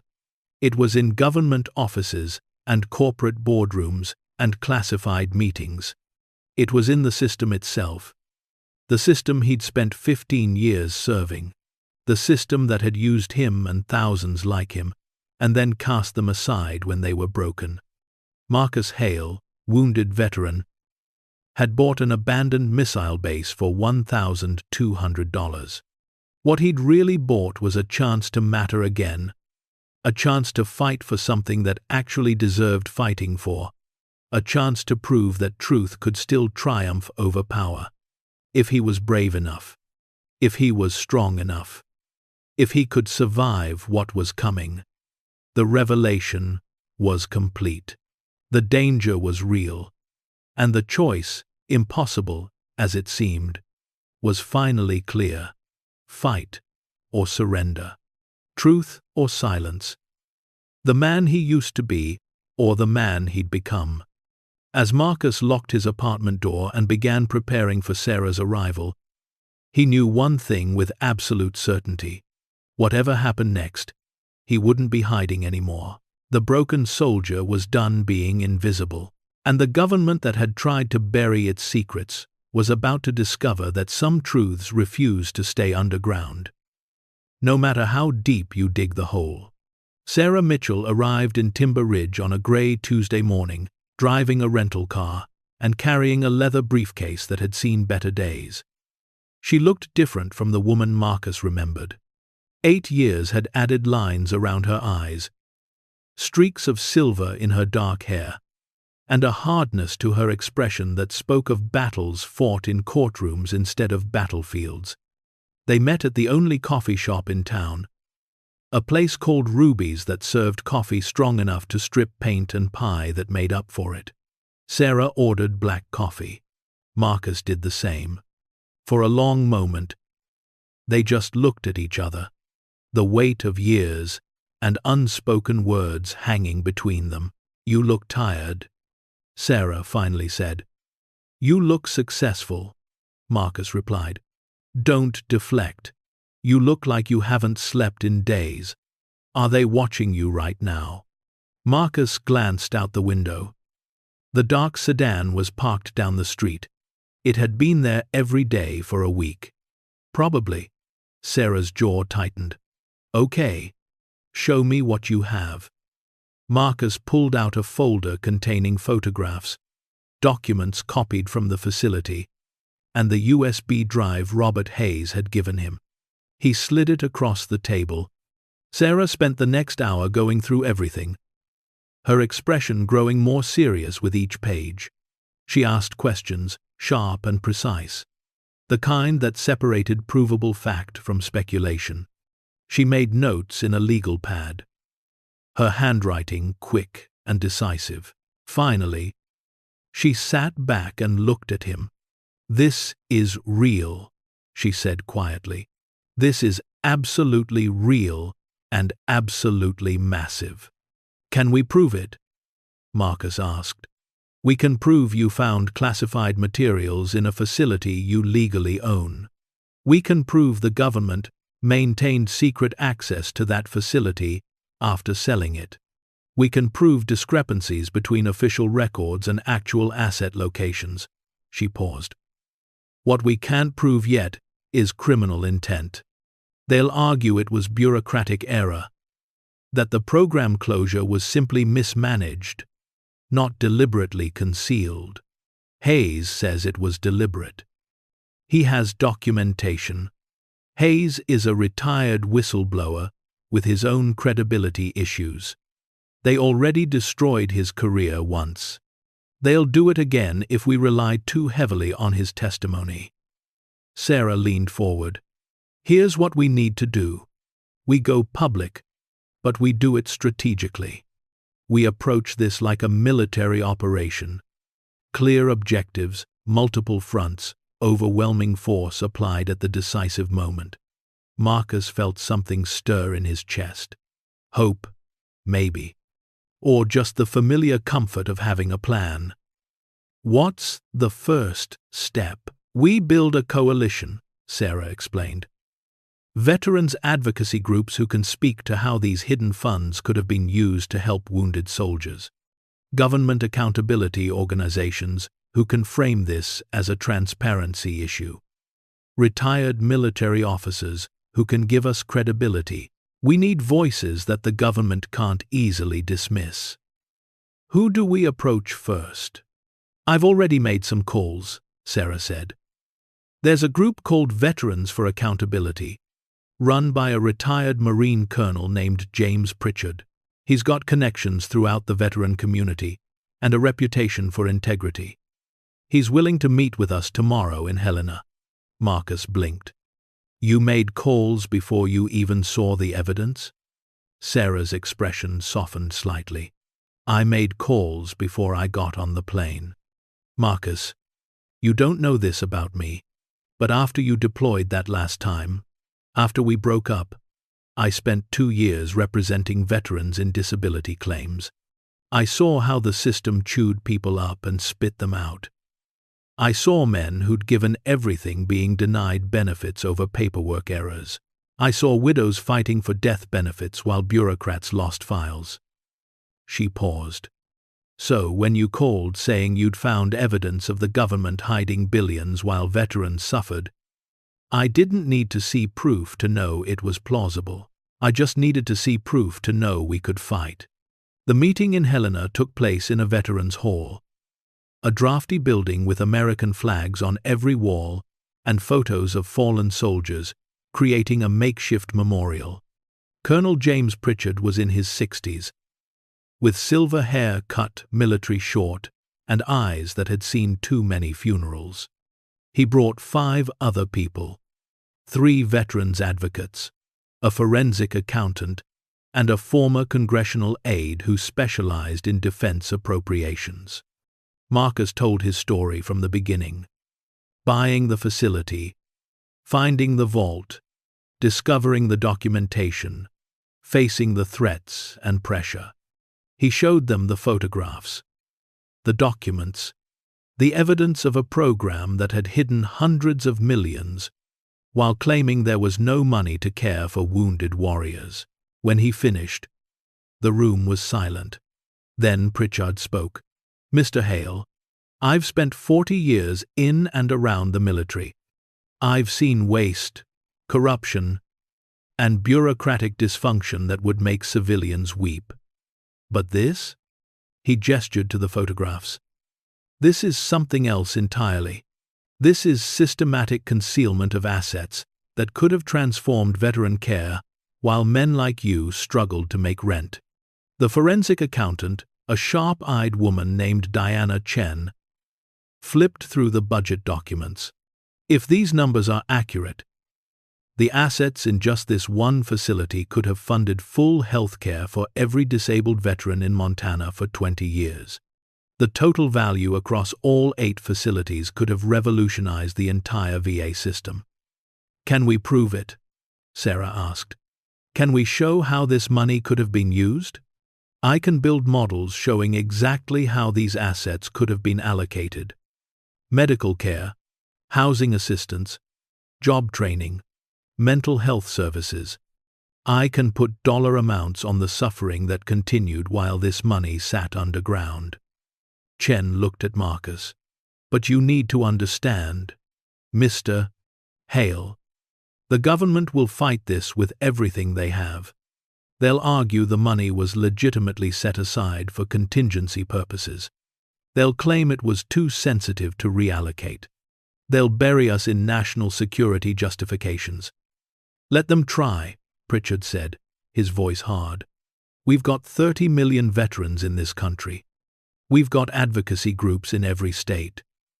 We've got connections to media outlets that would love to cover this story. The government can bury one whistleblower. They can't bury a movement. The former congressional aide, a young man named Kevin Torres, spoke up. We need to approach this through multiple channels simultaneously.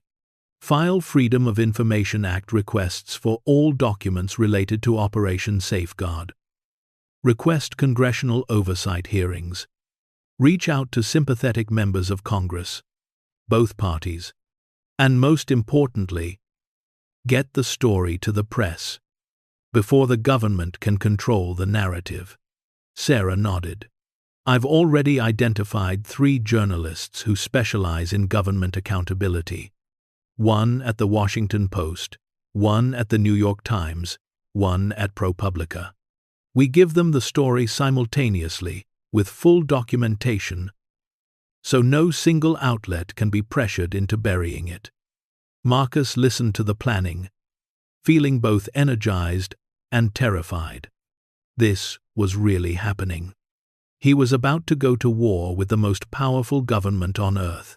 Pritchard must have seen the fear in his expression because he walked over and placed a hand on Marcus's shoulder.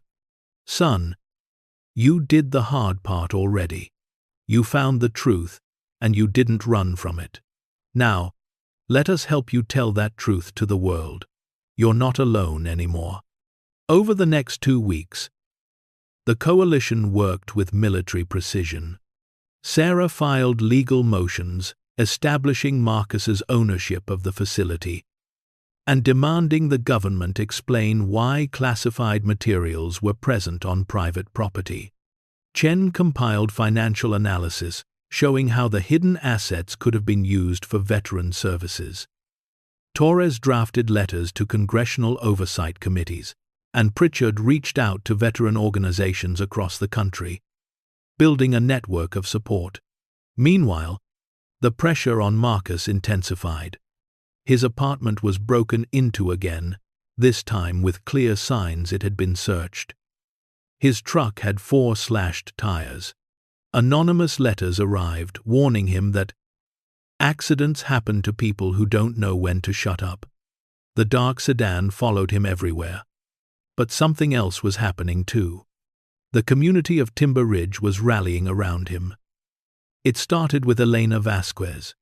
She organized a town meeting at the library, inviting everyone to hear Marcus's story. 200 people showed up in a town of 800. Marcus stood before them, nervous and uncertain, and told them everything. About the vault, the hidden assets, the threats he faced, and what he was trying to do. When he finished, an old rancher in the back stood up. I served in Vietnam, the man said, his voice rough. Came back to nothing. No welcome, no support, nothing but people spitting on my uniform. I've watched veterans struggle my whole life while the government that sent us to war forgot we existed. If this man found proof they were hiding money that could have helped us, then by God, we stand with him. The room erupted in applause. One by one, people came forward.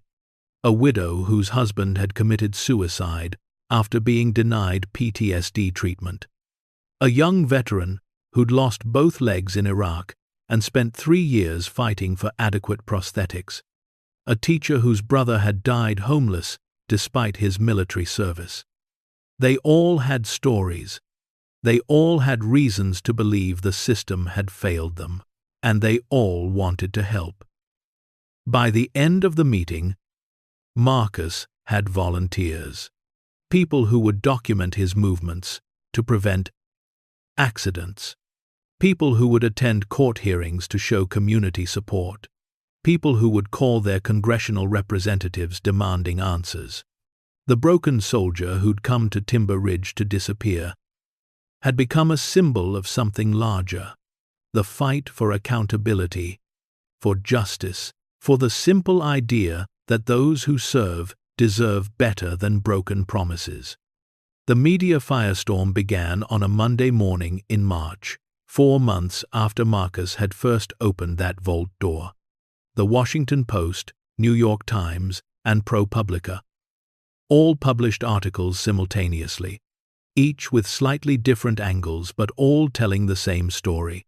Veteran discovers hidden government vault worth hundreds of millions. And secret Cold War program left billions unaccounted for. And while veterans struggled, assets sat underground. The articles included Marcus's photographs, excerpts from the classified documents, expert analysis from Chen and Pritchard, and most damning of all, the maintenance logs, proving the government had continued accessing supposedly closed facilities for years. By noon, the story was everywhere. Cable news ran it as breaking news. Social media exploded with outrage. Veteran organizations issued statements demanding congressional investigations. The White House press secretary was ambushed with questions during a routine briefing and had no prepared answers. The government's response was swift and predictable. The Department of Defense issued a statement claiming the articles contained classified information obtained through illegal means and threatened prosecution. The Justice Department announced an investigation into whether Marcus had violated federal laws by accessing and photographing classified materials. And Thomas Brennan, the man who'd first warned Marcus in the vault, appeared on television calling Marcus a troubled veteran, making irresponsible allegations that endanger national security. But this time, the government didn't control the narrative. Pritchard appeared on CNN, a decorated Marine colonel with 4 rows of ribbons, and calmly dismantled every official excuse. "They're not upset about national security," Pritchard said. "They're upset about accountability. They're terrified that the American people will ask why billions sat in underground vaults while veterans slept on the streets." Sarah went on MSNBC with legal analysis showing that Marcus had broken no laws. He purchased property legally. He documented what he found on his property. The government's real problem is that they sold a facility containing classified materials and then claimed those materials didn't exist. That's not Mr. Hale's problem. That's their problem. Diana Chen provided financial breakdowns to news outlets, showing exactly how the hidden funds could have been allocated. $75 million could have eliminated veteran homelessness in 15 states. $100 million could have fully funded mental health services for combat veterans for 5 years. $350 million could have revolutionized rehabilitation programs for wounded warriors. The numbers were damning. The visual of gold bars sitting underground while veterans struggled was powerful, and Marcus himself, a wounded soldier with nothing to gain and everything to lose, became the human face of the story. The intimidation intensified. Federal agents served Marcus with a subpoena to testify before a grand jury investigating potential theft of government property. He received threatening phone calls at all hours. Someone spray-painted "Traitor" across the front of the hardware store where he lived. But for every threat, there was more support. Veterans from across the country sent letters, emails, donations to help with legal fees. News crews set up outside Marcus's apartment, which meant any accident would have witnesses. And Timber Ridge itself became a fortress of community protection. Elena organized volunteer shifts to make sure Marcus was never alone.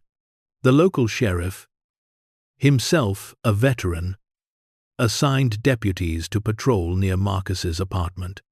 Ruby's coffee shop became an unofficial headquarters where supporters gathered, shared information, and coordinated responses to each new government attack. 6 weeks after the story broke, The Senate Armed Services Committee announced oversight hearings.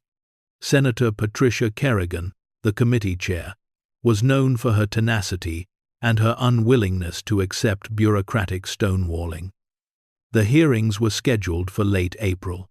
Marcus would testify. So would Pritchard, Chen, and Robert Hayes. And the government would be forced to answer questions it had avoided for decades.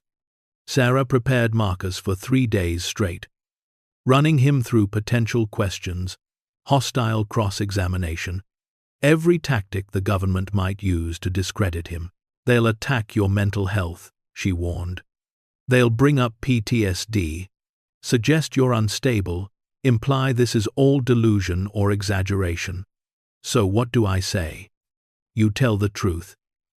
You show the photographs. You present the facts.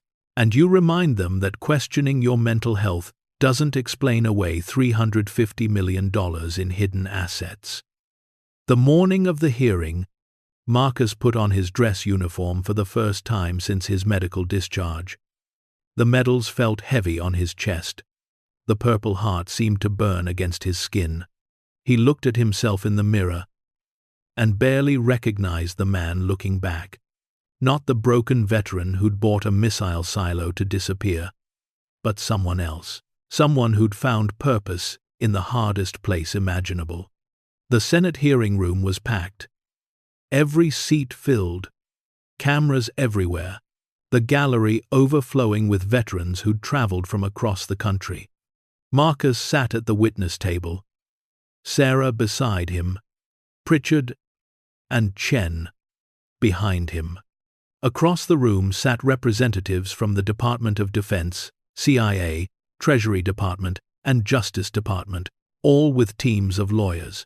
Senator Kerrigan gavelled the hearing to order. Her voice was clear and strong. "We're here to examine allegations that classified government programs created during the Cold War were not properly closed out, resulting in hundreds of millions of dollars in assets remaining hidden and unaccounted for. Mr. Hale, you may proceed with your opening statement." Marcus had written something formal, something carefully crafted by Sarah, but when he opened his mouth, different words came out. "Madam Chair, members of the committee, my name is Marcus Hale. 15 years ago, I raised my right hand and swore to support and defend the Constitution. I served in places I can't name, on missions I can't discuss, alongside brothers who didn't make it home. I gave my leg and nearly my life for this country." His voice was steady, stronger than he'd expected. 2 months ago, I bought an abandoned missile facility for $1,200. I was looking for a place to disappear because I felt like this country had forgotten me. Instead, I found proof that while veterans like me struggled to survive, the government had hidden $350 million underground and simply forgot about it. He pulled out a photograph and held it up. "This is gold, stacked on pallets, in a vault beneath Montana, while veterans died waiting for medical care, while families lost their homes, while the VA claimed there was no money for the care we'd been promised." Marcus's voice grew stronger. "I'm not here for revenge. I'm not here for money. I'm here because this isn't right, because the men and women who serve this country deserve better than broken promises and buried secrets. Because accountability matters. Because the truth matters. Because we matter." The room was silent. Then, slowly, applause began. First from the veterans in the gallery, then spreading. Even some of the senators joined in. Senator Kerrigan let it continue for a moment. Then, restored order. The questioning lasted 6 hours. Government lawyers tried to attack Marcus's credibility, suggesting PTSD had distorted his perception. Pritchard countered by presenting Marcus's military service record. documenting his years of exemplary service and the severity of his combat injury. They tried to classify certain documents, claiming national security required secrecy. Chen presented financial analysis showing the documents revealed fraud, not intelligence operations, and fraud had no national security protection. They tried to argue the program had been legitimate contingency planning. Hayes testified about his efforts to properly close the program, the obstruction he faced, and the evidence suggesting deliberate concealment rather than bureaucratic error. By the end, it was clear the government had no good answers. Assets had been hidden. The program had not been properly closed, and powerful officials had chosen to let billions sit underground rather than face the embarrassment of explaining where the money came from and why proper accounting hadn't been done. 3 weeks after the hearing, the government quietly approached Sarah about a settlement. They met in a conference room in Washington, Marcus and Sarah on one side, a team of government lawyers on the other.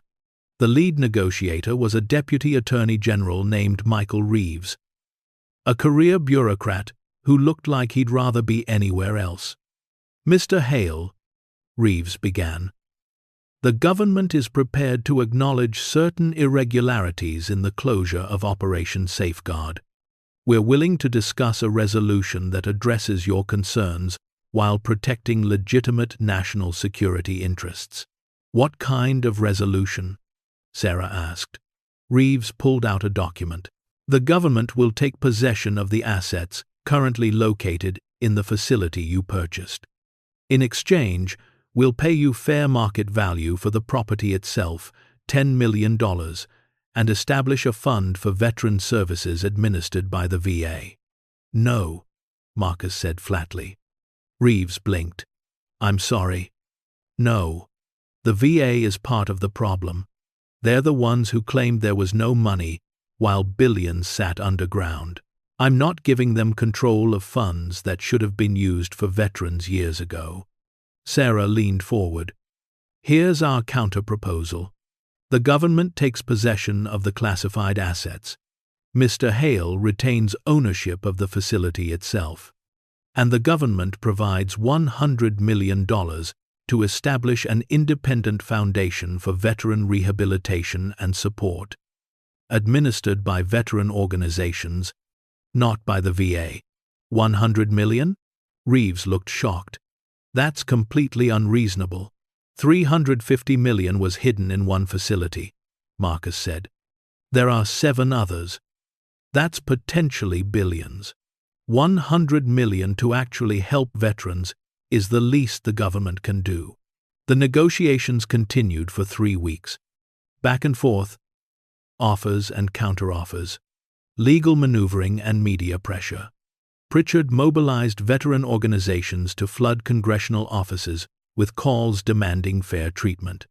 News outlets ran stories about the standoff.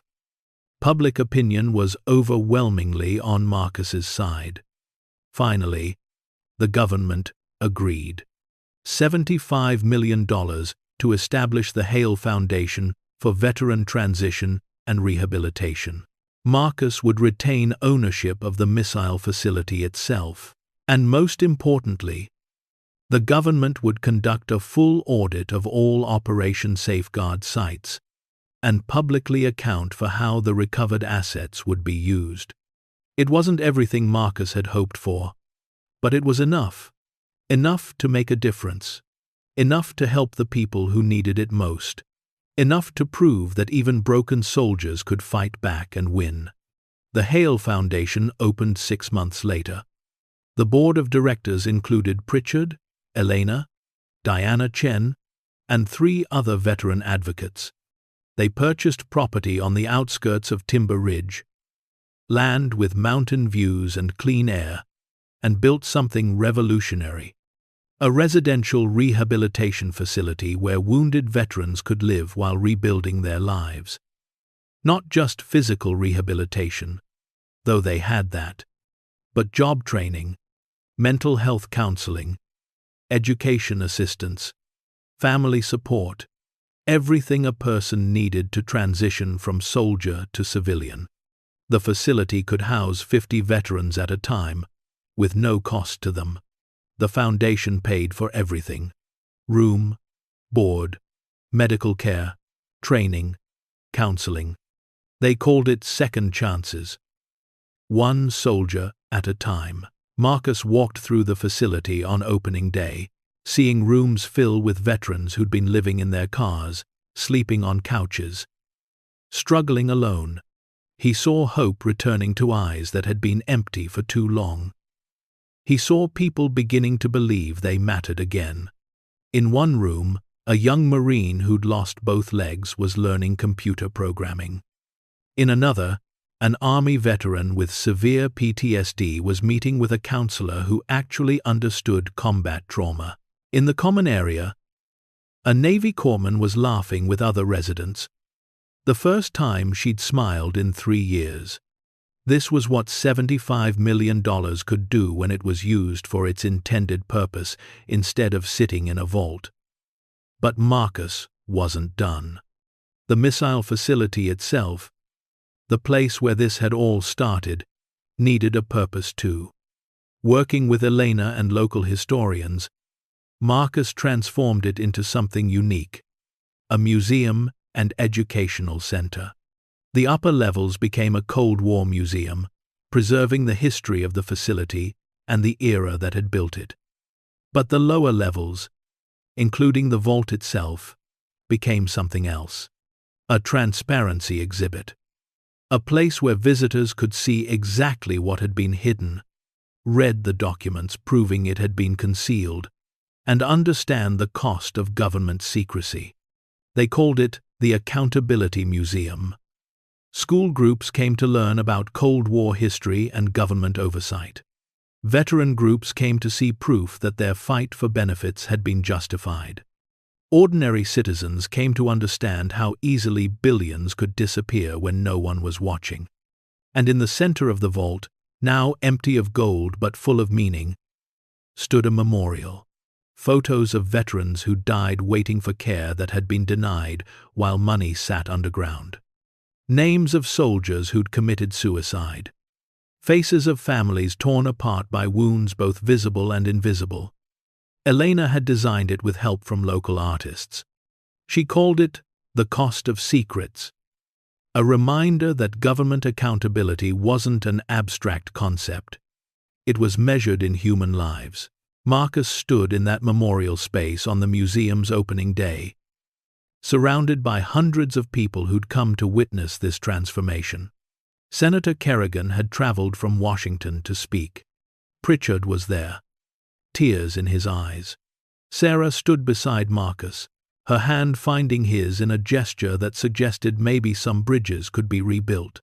"You did it," Sarah whispered. "You actually did it." Marcus shook his head. "We did it. All of us." He looked around at the faces. Elena, who'd shared her father's secrets.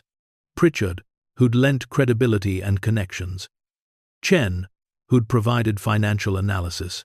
Hayes, who'd given evidence he'd kept hidden for years. The community of Timber Ridge, who'd protected him when he was vulnerable.